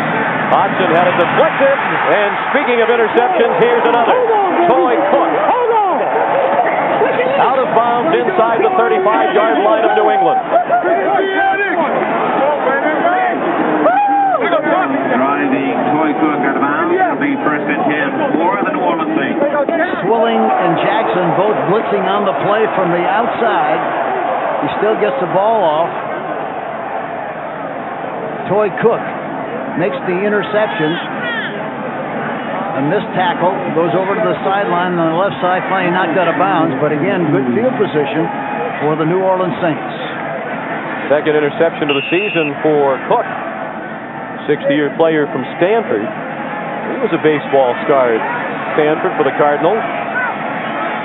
First team All Pac-10 as an outfielder, starting center fielder on their team that won the College World Series in 1987.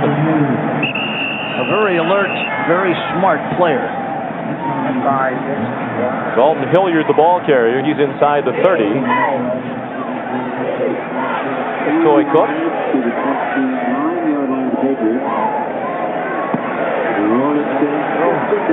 Cook, an excellent baseball player. Dalton Hilliard, a pretty good golfer. He told us yesterday that his handicap fluctuates between 10 and 15, and that's good enough to win some cash occasionally from some of his teammates whom he described as vicious. When he admits to 10 to 15, you know he got to play better than If he studied at your school, he certainly would.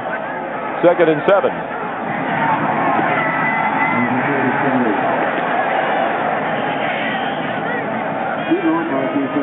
Nothing doing that time for the Saints is Hilliard. You know, this defense of New England is pursuing and reacting so quickly to what they see. They're gang tackling as a result. Some kind of a misdirection or reverse play, if they have it, would be very successful, especially in this part of the field. You go back to Hugh Millen's quote about the defense has played well enough for the Patriots to be 6-2. Certainly they played well enough for them to win the game today. The first New Orleans score is the result of a fumble by John Vaughn on the 11-yard line. Hard to fault him for that. 3rd down and 5. Everybody's on the line of scrimmage. Hebert lost it for Hilliard. Fine catch inside the 5 and out of bounds inside the 2. Boy, what a throw. What a throw. Man-for-man coverage. Everybody coming. Trying to put pressure. They didn't get to him. He had plenty of time to throw the ball. Throws it right over the top to Hilliard. And he almost takes it in for the touchdown. Watch it here now. On the left side of your screen. A lot of time to throw the ball. Throws it over the top.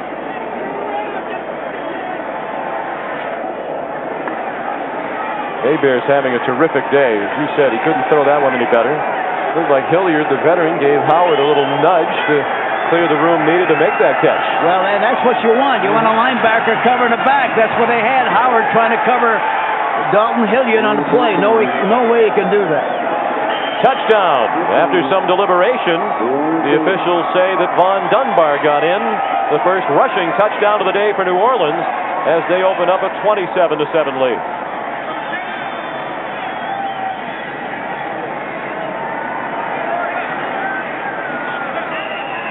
Here we see the push. Dombrowski pulling to his right. A trap play on the last call. He goes right in between the center and Dombrowski's block, and he goes right in there for the touchdown. Good push by the offensive line. And Anderson adds the extra point. He's made 112 in a row now.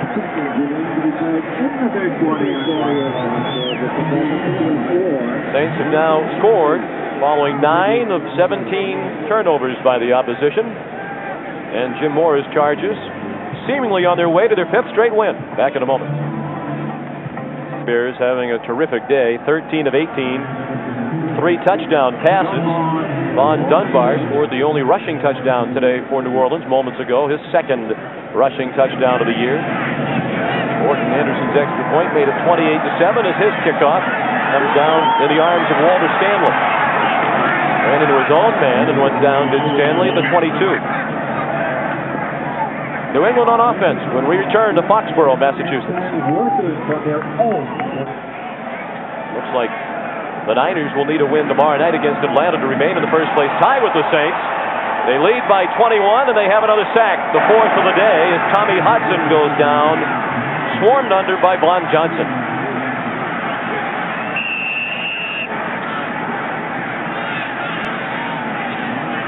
Here you see again, watch Hodson back in the pocket, and Johnson gets through there. Nobody touches him on the play, and he gets another sack. The loss of 8 on that sack by Johnson.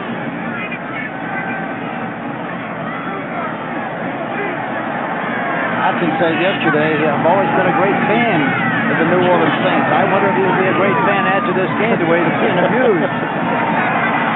He's going down again for the 5th time.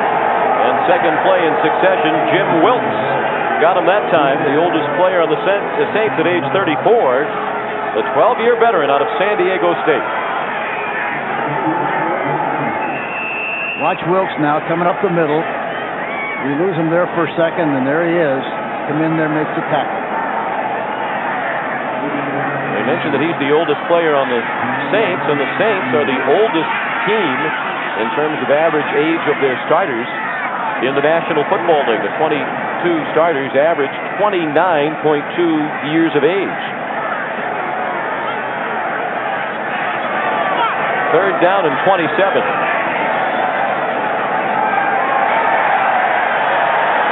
Well, that's a sack-free play.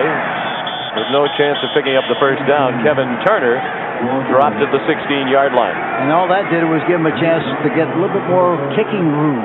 Instead of kicking out of the end zone, they got a little bit more room to make the kick. This will be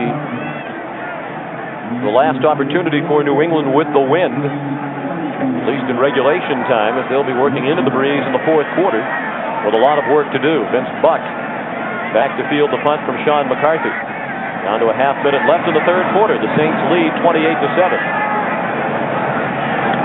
Buck on his own 45 and down at the 46. Eugene Lockhart, the tackle for New England. 20 seconds to play in the third quarter. We'll return to Foxborough, Massachusetts in just a moment. The Saints lead 28-7, and they have the ball back at their own 46-yard line, 1st and 10. Later today, Washington is at Seattle as Joe Gibbs goes for career coaching win number 136. That would move him into a tie for 10th place on the league's all-time coaching list. How can 6 of you miss a play like that, huh? All 6 of us. The ball jumped out of there as soon as we made contact, and nobody. I thought you were talking about you being on the field. Nice going. Number 10 all-time, 136 wins for the coach. He's going to catch you today, perhaps. Well, I guess he is. If you have a guy like that catching you, that has to make you feel pretty good because he's a terrific coach, Joe Gibbs. Yes, he is. He really is. One of the very best in the league, and I was really pumped up then, wasn't I? You sure were. Rough on those 4 officials. Face masked the call. David Howard was in on the tackle and apparently got a piece of the face mask. When I said pumped up, I mean physically. Face mask, 99 defense, still first down. Dunbar's face mask grabbed by Howard.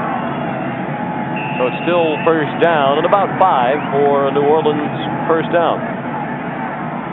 They can let the clock run out here if they so choose in the third quarter.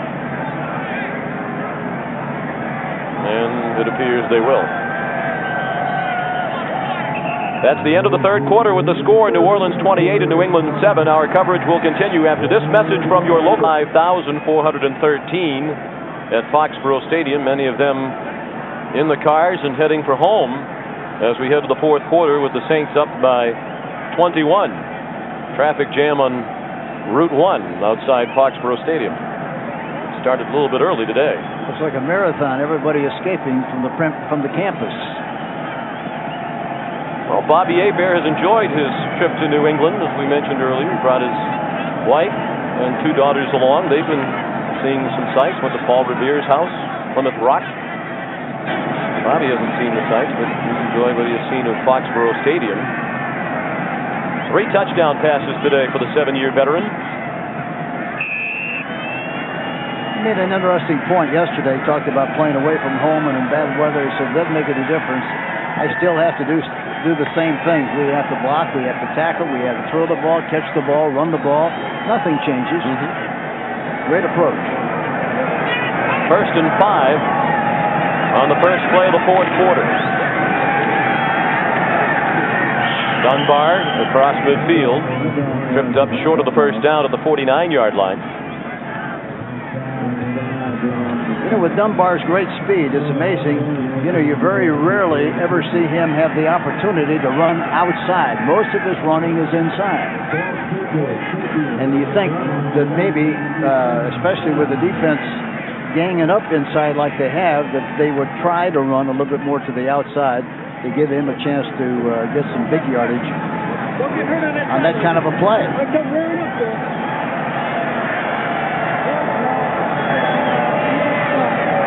Second and 4.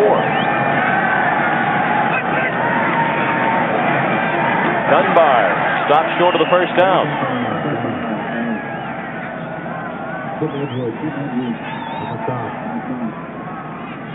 Tim Edwards tripped him up behind the line of scrimmage. Edwards, a great study in perseverance. He was a 12th round draft pick out of Delta State. Spent all of last season on New England's practice squad. And was a backup player to this point this year, but got a chance to start today when Ray Agnew went out with a dislocated elbow. He looked like he was in starting blocks then last time. The way he came up, got the penetration and got across the line of scrimmage. 3rd down and 6. 4-man rush. Hebert to Early. First down, New Orleans. Quinn Early to the 36-yard line. For an NFL Today update, here's Greg Gumbel in New York. All right, Sean, Michael Irvin missed the team flight yesterday, catches his first touchdown pass in 4 games, the 15-yarder there from Troy Aikman. It is now 34-3. Dallas lead over Detroit in the 4th, Sean. And the woes continue for the Lions. almost unbeatable at home last year. They certainly put it on the Cowboys in the playoff game last year at the Silverdome, and the Cowboys earning their measure of revenge today. Well, Dallas really at this stage of the season is probably the best overall well-balanced team, offense, defense, and specialty teams in the league. Hebert incomplete. Should have been another completion of Frank Wainwright, but he dropped it. Hank Hebert's had a nice day, but you or I could complete a lot of these passes with all the time that he's had today. Well, I wouldn't stretch it that far, but he's having a great day. That's right. And, of course, he's very accurate. You know, some of the balls he throws, especially in traffic, are just amazing.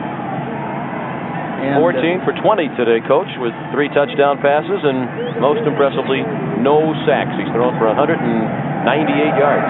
And you have to give the offensive line, Richard Cooper, Dabrowski, Hilgenberg, Kennard, Brock, Brenner, all those guys are doing a super job of making things happen up front. The reverse. Quinn Early. Tripped up short of a first down. He got inside the 30, went down to the 29, about 2 yards short. Here we see the reverse. Handing off and then coming back to the backside. 9-yard line of the Patriots, it'll be 3rd down. Good job of running. He got as much out of that play as he possibly could. David Howard tripped him up, and if there's been a bright spot today for New England, it's been the play of David Howard starting at outside linebacker for Chris Singleton. And Early did a good job of running the ball that time. It was designed to go outside. He saw some room inside and took advantage of it. 3rd and 2 at the New England 29. Look at this bump and run all the way across the board. See if he tries to get something up on top. Look at all the time he's got. And he threw for Hilliard, incomplete again. It was Howard on the coverage. Hebert screaming about a pass interference flag that was not forthcoming.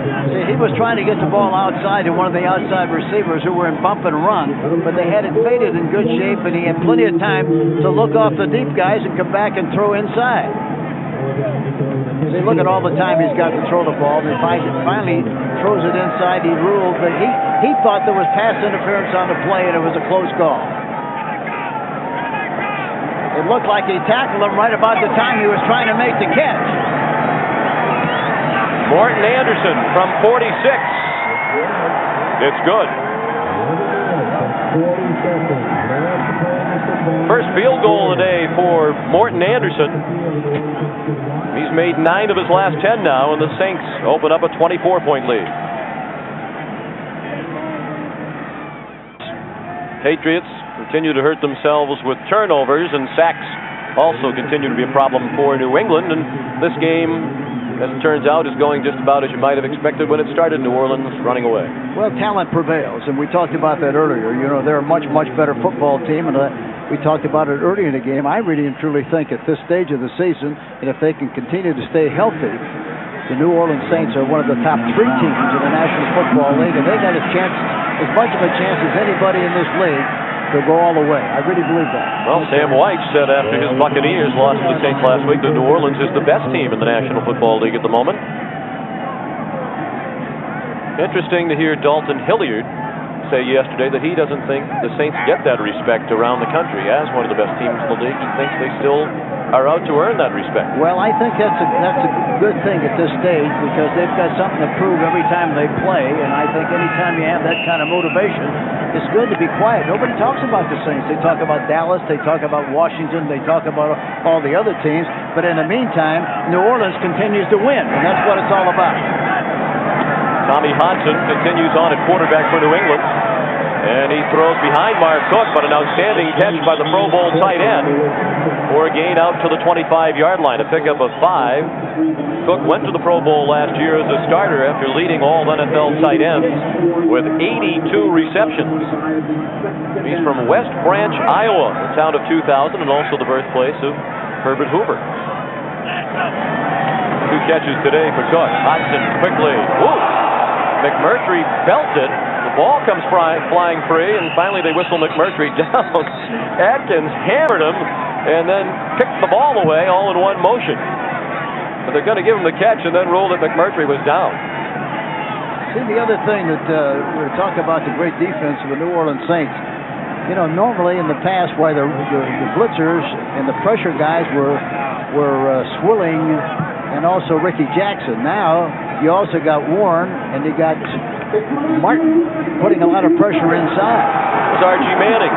Hank mentioned earlier, Archie, Tommy Hodson's idol as a young man. Hodson was a devout Saints fan, great fan of Archie Manning.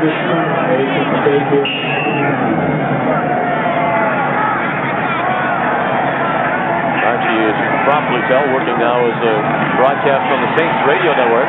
Hodson, a knuckleball, incomplete. Intended for Pryor. Tough to tell if that was tipped or if Hodson just didn't have a good grip on it, but it was a duck over the middle, and lucky for Pryor, he didn't take a more severe shot than he did. And you're talking about Archie Manning. He was as good as they come, really. He really was. Did everything. Ran the ball well, good leader, good strategy guy. He was a franchise player without a franchise at that particular stage of the history and growth of the New Orleans Saints. Well, the Sean McCarthy Puntathon continues. This is his 9th of the day.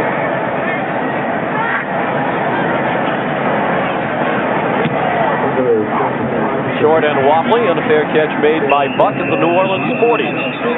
A 30-yard punt with no return. 10:47 to play in Foxborough. The Saints still on top by 24. Chevrolet and your local Chevy dealer. AT&T, the right choice. And by Levi's Dockers. Nobody does colors like Dockers.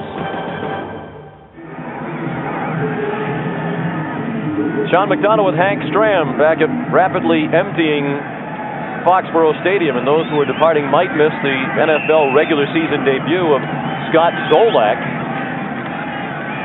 He's in his second year in the National Football League, didn't take a snap at all in a regular season game last year, nor has he this year, but why not play him with the score such as it is? Yeah, certainly, and you know, he's a big, strong guy, 6'5", 222, played his collegiate football at Maryland. They like him very much. Bear still in the ball game for New Orleans. Deflected pass and intercepted by Vincent Brown. He ran in a fumble last week for a touchdown against Buffalo. He may take this one in. And watch the spike. He said last week I didn't have a good spike. If I have another chance, I'll do better. They're not going to give him the chance. No, he's so happy about the touchdown, he forgot about spiking the ball. So that was his only regret after the fumble that he ran in last week up at Rich Stadium in Buffalo, that he had a lousy spike. This time they took the ball away as he was lining it up. 49 yards on the return. They're in a 3-deep zone. The ball was deflected, you see, and jumps up into the air, and there you see him running down the sideline going in for the touchdown. Pretty good moves. Oh, good move, and he runs well, and of course I think he's one of the very best players on this football team. Second touchdown of the year. He told us yesterday he could never recall having scored a touchdown at any time in his football playing career, in high school or in college, prior to last week. Now he has 2 in as many weeks. The play set up by the deflected ball. It looked like Tim Goad, the nose tackle, got a piece of Hebert's pass. Well, that's the only black mark on the record of Bobby Hebert today. And the Patriots are within 17 with 10.5 minutes to play in the fourth quarter. Coming up next, it's the Amoco Centel Championship featuring top PGA Tour players in their 40s. And the leader after 3 rounds, Don Pooley, by 8 shots over Mark McCumber and Bruce Fleischer. Howard Twitty, Leonard Thompson, and Bruce Litsky still in the hunt. They'll all have a lot of work to do to catch Don Pooley coming up next on CBS Sports.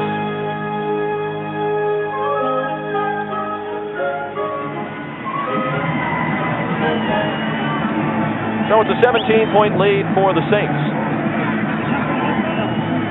And those hardy souls that remain, managing to find some enjoyment. There's a lot of concern in these parts that this football team won't be here much longer. The owner of the team, James Orthwine, is from St. Louis. He's lived there all his life. And there continue to be rumors that he intends to move the team to St. Louis if they can't get an expansion franchise in the next couple of years. And he continues to maintain that it's not his plan to move it, but there are many around here who don't believe that. Well, I think that's really the opinion of most people around. I think they kind of expect the move. They really do. and it'll be interesting to see if that'll happen in the unforeseeable future. Charlie Bauman kicks off. Vaughn Dunbar out to the 33-yard line, tackled by Kevin Turner, who's had a good day covering kicks for New England. Patriots like Turner, backup fullback, and a rookie out of the University of Alabama.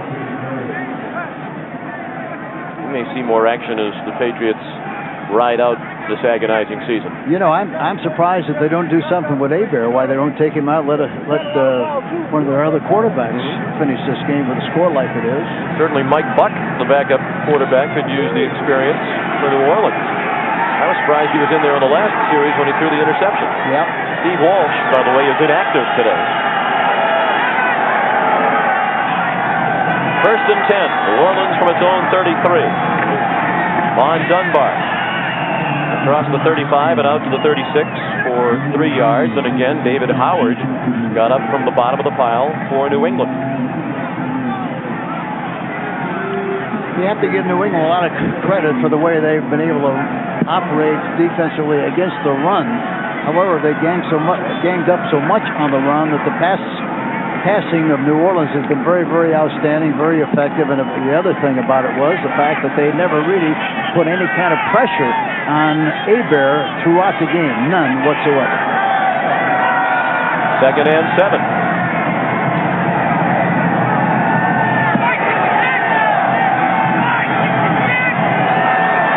Hebert wisely waiting till the play clock ticks down to 2. And Dunbar gets a couple of more. He's tripped up just short of the 40. Fred Smerlis, the veteran backup nose tackle, made the play. You know, again, Sean, we're talking about the great protection for Hebert, and when you talk about protection, you have to talk about the offensive line. We talked about him earlier, but this is a very, very strong, experienced, excellent offensive line with Cooper, Dombrowski, Hilgenberg, Kennard, Brock, and Brenner.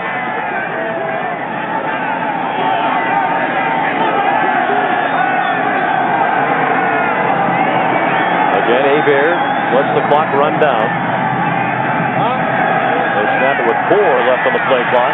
Hebert pressures this time, and he threw it much too long. Intended for Eric Martin. Again, David Howard was in the face of Bobby Hebert. Again, I would take him out of there. I wouldn't want to take the chance of getting him hurt the way he's playing, and as much as this team needs Bobby Hebert at the quarterback position. Hebert just missed his last 4.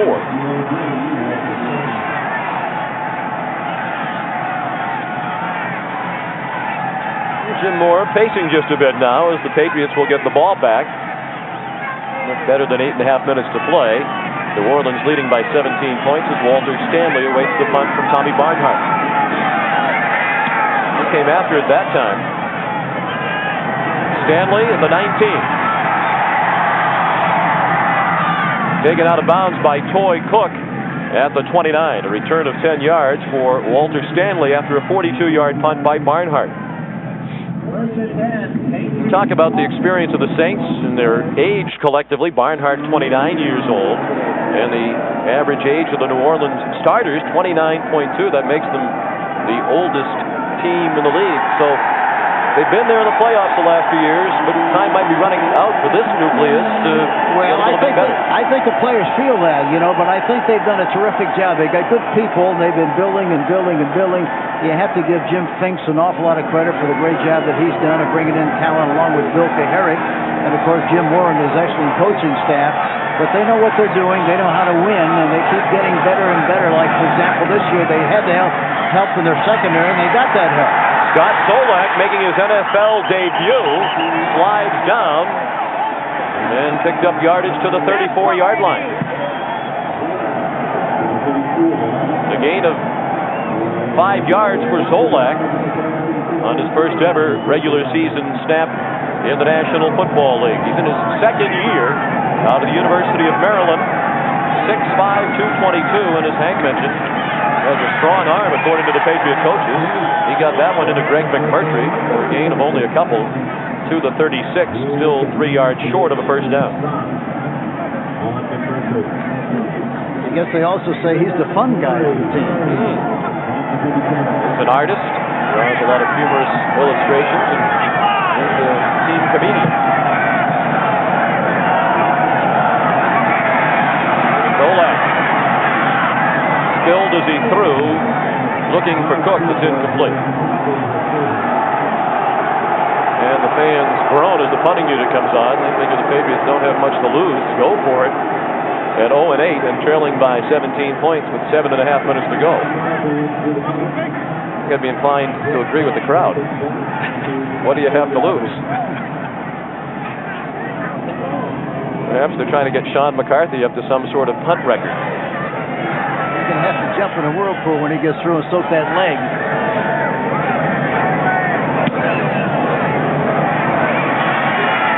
Fair catch. Vince Buck, he's had plenty of practice at that as well. We haven't seen Dowdell since his fumble back in the first half. That's a punt of 38 for the leg-weary Sean McCarthy. Back in a moment. To part one. I hope they show that on the airplane. They won't show it on the plane, will they? 7.5 to play here in Foxborough. The Saints with the ball and a 17-point lead. It is still Bobby Hebert at quarterback. He goes down the middle, incomplete. Well, he has started to lose the range after being right on the mark early on, and lately he's had a bit more of a rush to contend with. He got a bad shot the last time he was in. Now he got another one. I'd get the hook and get him out of there. I really would. Tim Gold got to him that time. Hebert was 14 of 19, but he's missed his last 5.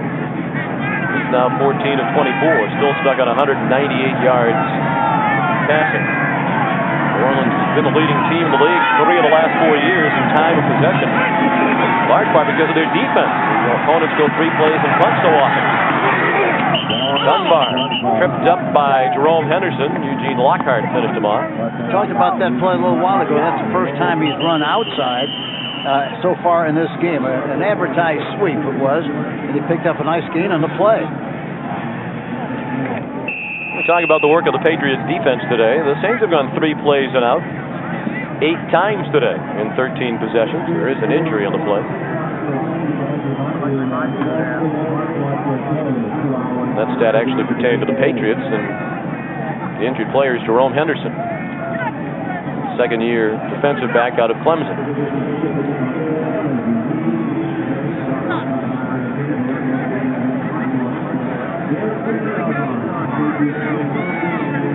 Sean McDonough with Hank Stram. We'd like to thank all the people who have assisted us here in the booth today. Our statistician, Pat McGrath. Our spotter, Peter Latman.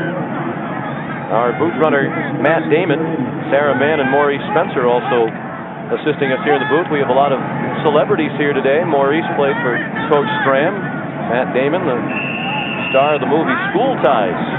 Paramount release this fall. Peter Latman, a former Harvard tennis great. We are surrounded by greatness, including the illustrious Mr. McGrath and Ms. Mann. Well, now we got Miss Booth with all these celebrities. About all we have room for in this booth. We need an ejection seat to get some out. On 3rd and 3, it's incomplete. Rod Smith, the coverage on Eric Martin. So the Saints' offensive sharpness certainly has disappeared here in the last few minutes. Well, it's a good time for it to disappear with a lead like they have and the control of the game like they have. Rod Smith has played well tonight. We mentioned that Bobby Hebert singled him out for praise yesterday, since Smith is playing as well as any rookie defensive back in the league, and he's made Hebert look like a prophet today. The 16th punt of the game, the 6th by New Orleans. Barnhart to Stanley.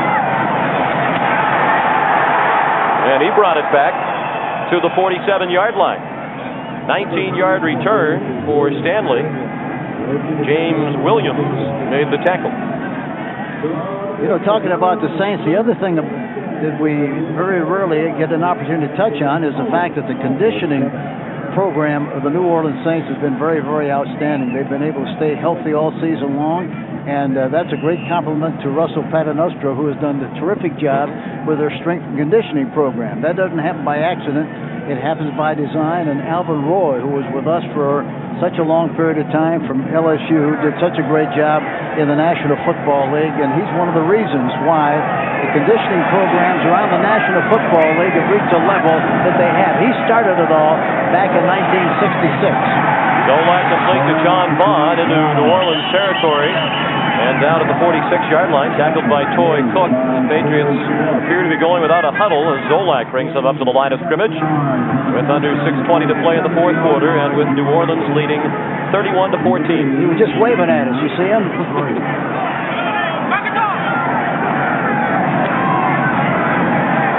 Zolak throws, intercepted.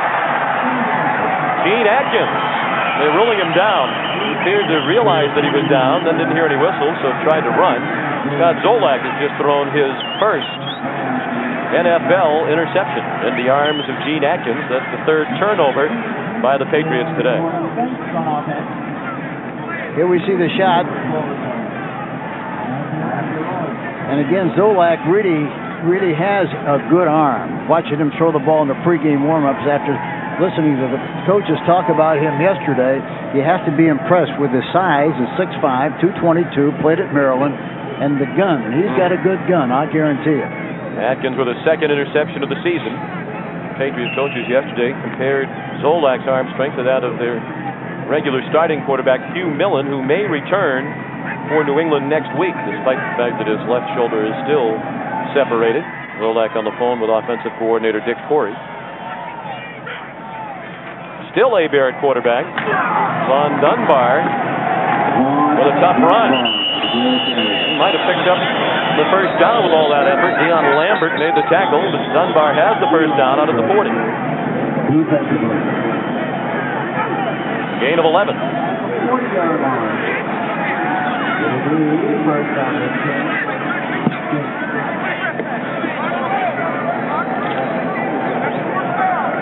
Jim Mora on the way to a record of 7-2 this season, Nick. Yeah, Jim Mora and his coaching staff have really done a great job of coaching this team and teaching this team.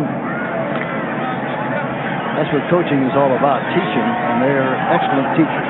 Coming off the 11-5 season of a year ago and the Saints' first ever NFC West title. Before Jim Mora arrived on the scene, the Saints had gone 19 seasons in their history without a winning year. They've had 4 winning seasons in 6 years with Mora, 3 trips to the playoffs, and they're seemingly on their way toward a winning season in the playoffs again in 1992. Dunbar, the carry. He's down behind the line of scrimmage.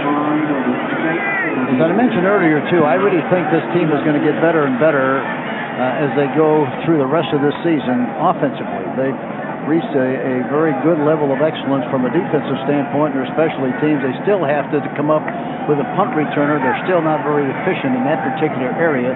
That's really the only shortcoming on their specialty teams, but the rest of it, I think, is very strong, and the offense is going to get better and better.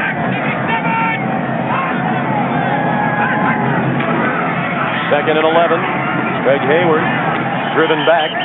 Eugene Lockhart at the bottom of the pile, as was Chris Gannon, the defensive end, number 91. And the officials have to separate the combatants as we tick down under 4 minutes to play. New Orleans on its way to its 5th straight win with a record of 31, or the score of 31-14, and a record about to be 7-2, and that means San Francisco will have to beat Atlanta tomorrow night and keep pace. And I'll be in Atlanta tomorrow night to do that game for Monday Night Football, and it should be a dandy. These two teams go head-to-head. With the Saints and the 49ers next week. 4 o'clock Eastern time on CBS. Hebert called the timeout with 1 second left on the play clock. And with the Saints looking at 3rd down and 8. You know, the other thing about it is that the Saints are going to have an advantage playing the 49ers next week because they're playing in Atlanta, tomorrow night on a Monday night, and then they have to travel back where they're going to bowl Tuesday, so they're going to have a very short week to get ready to play New Orleans next week in San Francisco. And as The Saints look ahead to the excitement of a race for the playoffs and a possible division title. The Patriots are trying to avoid the prospect of becoming the first ever 0-16 team in NFL history. Tampa Bay in its first year went 0-14 before the National Football League went to a 16-game regular season schedule.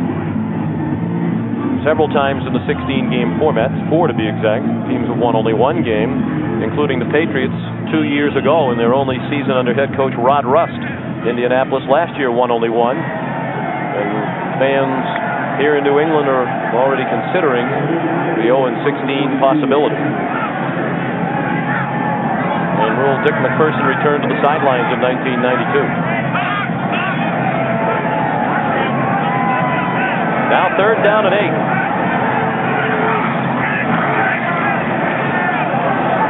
Long throw over the head of Quinn Early.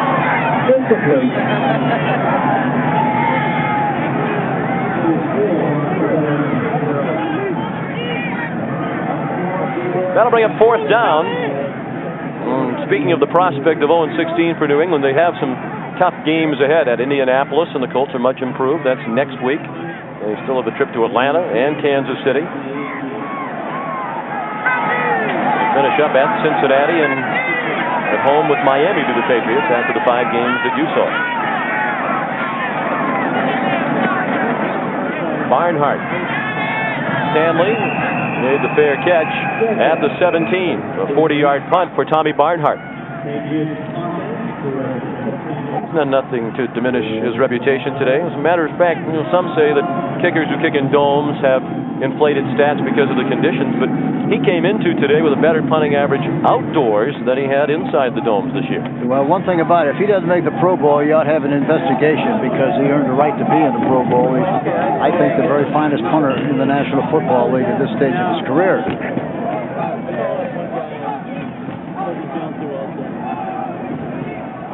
Marcus Dowdell has to wonder about his future with the Saints. Another fumble today. Barnhart, by the way, has averaged 41.4 per punt today. Zolak hit as he threw, incomplete. Had to dump it off to Greg McMurtry. You really can't fault the New England quarterbacks very much this season because the line play and protection has not been the NFL caliber. Well, for example, going into this game, Pat Harlow last week played right tackle. This week he's playing left tackle. Larry Williams did not play. They moved him into left guard. Rakowski was a backup. He's playing right guard. And, of course, the right guard is playing right tackle, Eugene Chung. So, it's a League of Nations offensive line, and it played like that this afternoon. Zolak dumped it off to Cook. And the Patriots looking at 3rd and long. Only 79 yards of total offense today for New England. And back to the offensive line. If you're going to have consistency and continuity in any area of your football team, you want it with your offensive line. In recent years, they've been using first-round draft picks to draft linemen. Pat Harlow 2 years ago, Eugene Chung in the first round this year. But it is still not a well-playing unit. The fans groaned again as they're going to punt on 4th and 2. We were kidding moments ago about maybe they're trying to get Sean McCarthy the punt record, and maybe that is what they're trying to do, because if he does punt it, it will be his 11th of the day, which will tie him for the team record for punts in a game. We've been here on a record-setting day in Foxborough.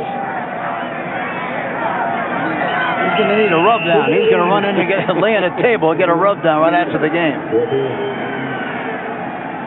He is a former quarterback at Purdue, so perhaps they have a trick up their sleeves. We'll find out in a moment.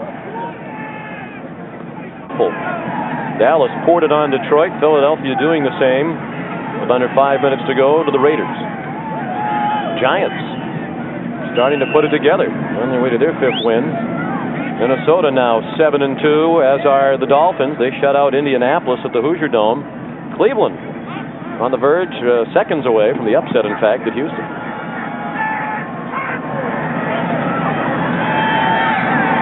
Apparently a day of one-sided games around the NFL today.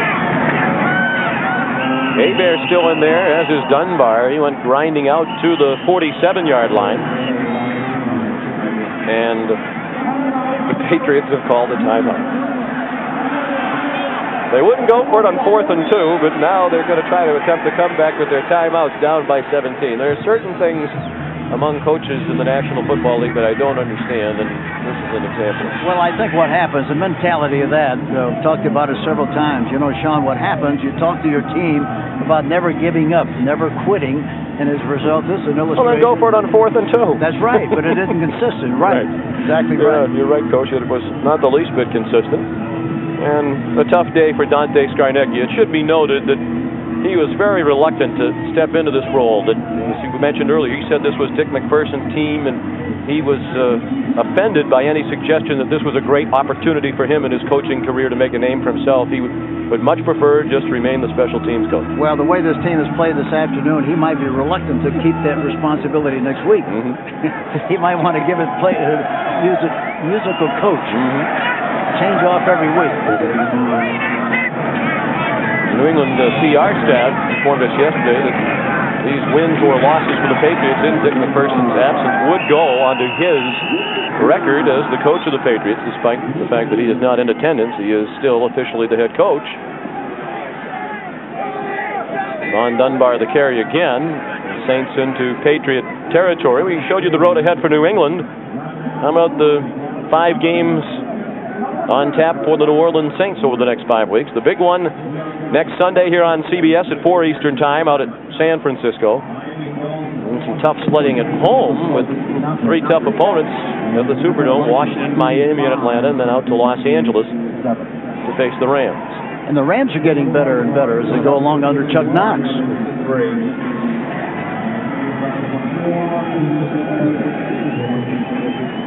New England has used another timeout. With a minute 38 to play, they have only 1 left. Now the task for the Patriot coaches, Hank, has to be to continue to get them to show up and play hard every week. To this point, to their credit, they've done that, but you have to wonder what will continue to motivate them as things get uglier and uglier. Well, you have to be a great salesman to be in a coaching business, and that's the job that they have. You have to sell your team in the idea that yesterday's game, this one, for example, tomorrow, can say, listen, it's ancient history. We got to forget about it and come back, do the best we can. That's what the selling is all about. Dunbar stopped short of the first down. And will the Patriots use their final timeout? Yes, they will. With a minute 29 to play. 4th down upcoming for New Orleans. Today's game was produced by Dan Forer and directed by Kathy Barretto. The NFL Today was produced by Eric Mann and directed by Duke Struck. And the senior producer of the NFL on CBS is Ed Gorin. And if there's anybody else at CBS involved with this telecast and we have not mentioned, we apologize. Particularly a salute today to our camera people and crew members who are out in the elements on this cold and growing colder day in Foxborough. Murphy wanted to play golf today. He doesn't care about the weather. He doesn't know it's cold. Didn't have any trouble getting a tee time. So Tim Goad and the Patriots look ahead. They wanted very badly to win this one for Coach McPherson. As we mentioned at the outset, Irving Pryor talked with Coach Mack a couple of days ago and said, how'd you like it if we won the game and brought the game ball up to the hospital? But that's not going to happen. You can have all the motivation and all the enthusiasm and emotion you can talk about, but you still have to have talent first, and this team doesn't have the talent to win. Not at this stage, not against a fine team like New Orleans. Barnhart had it roll right along the goal line for a while before tumbling into the end zone. 47 yards on the punt for Tommy Barnhart. 17-point lead for New Orleans. They led by 14 at the half at 21-7. For the most part, they've been in command throughout. Jumped off to a 14-0 lead. The Patriots made it 14-7. Then it was 21-7 at the break. Grew to be 31-7 before the interception return for a touchdown by New England's Vincent Brown that made it 31-14.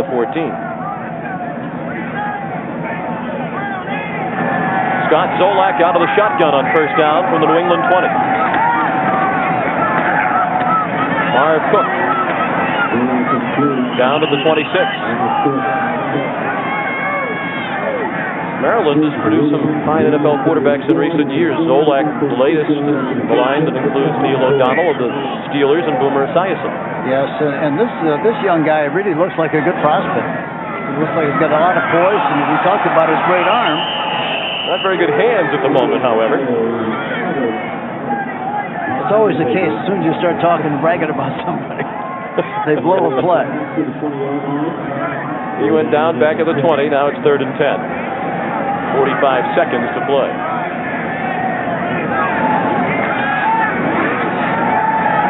Zolak in trouble. Got away from it. Now he'll run. He has the first down. The Atkins covered him at the 33-yard line. That's a pickup of 13 for Zolak.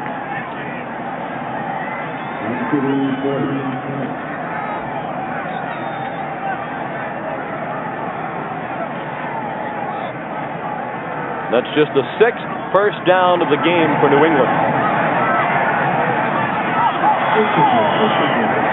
Ben Coates couldn't squeeze it. Second down.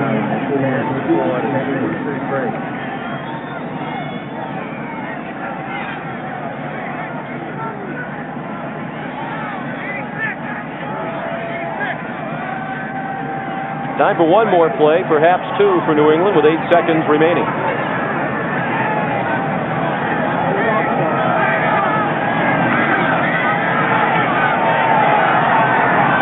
Ben Coates lost the football. What a fitting conclusion to this one. Yeah, he started to run with it and realized he didn't have the ball, so he came back to try to get it. But it was already on the ground. One microscopic bit of consolation for the Patriots. They did recover the fumble. So no miracle for Dante Scarnecchia today in the New England Patriots. They remain the only winless team in the National Football League at 0-9 now. And Jim Mora and the Saints have won 5 in a row as they go to 7-2 and all alone in first place at the moment in the NFC West, pending the outcome of tomorrow's 49er game. Hank, clearly the best team won today. That wasn't already clearly evident. Yeah, we've never seen a more obvious mismatch than this one this afternoon.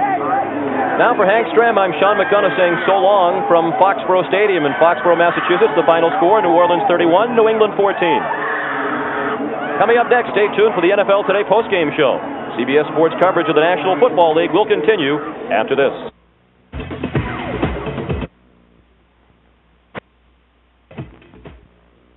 The 43.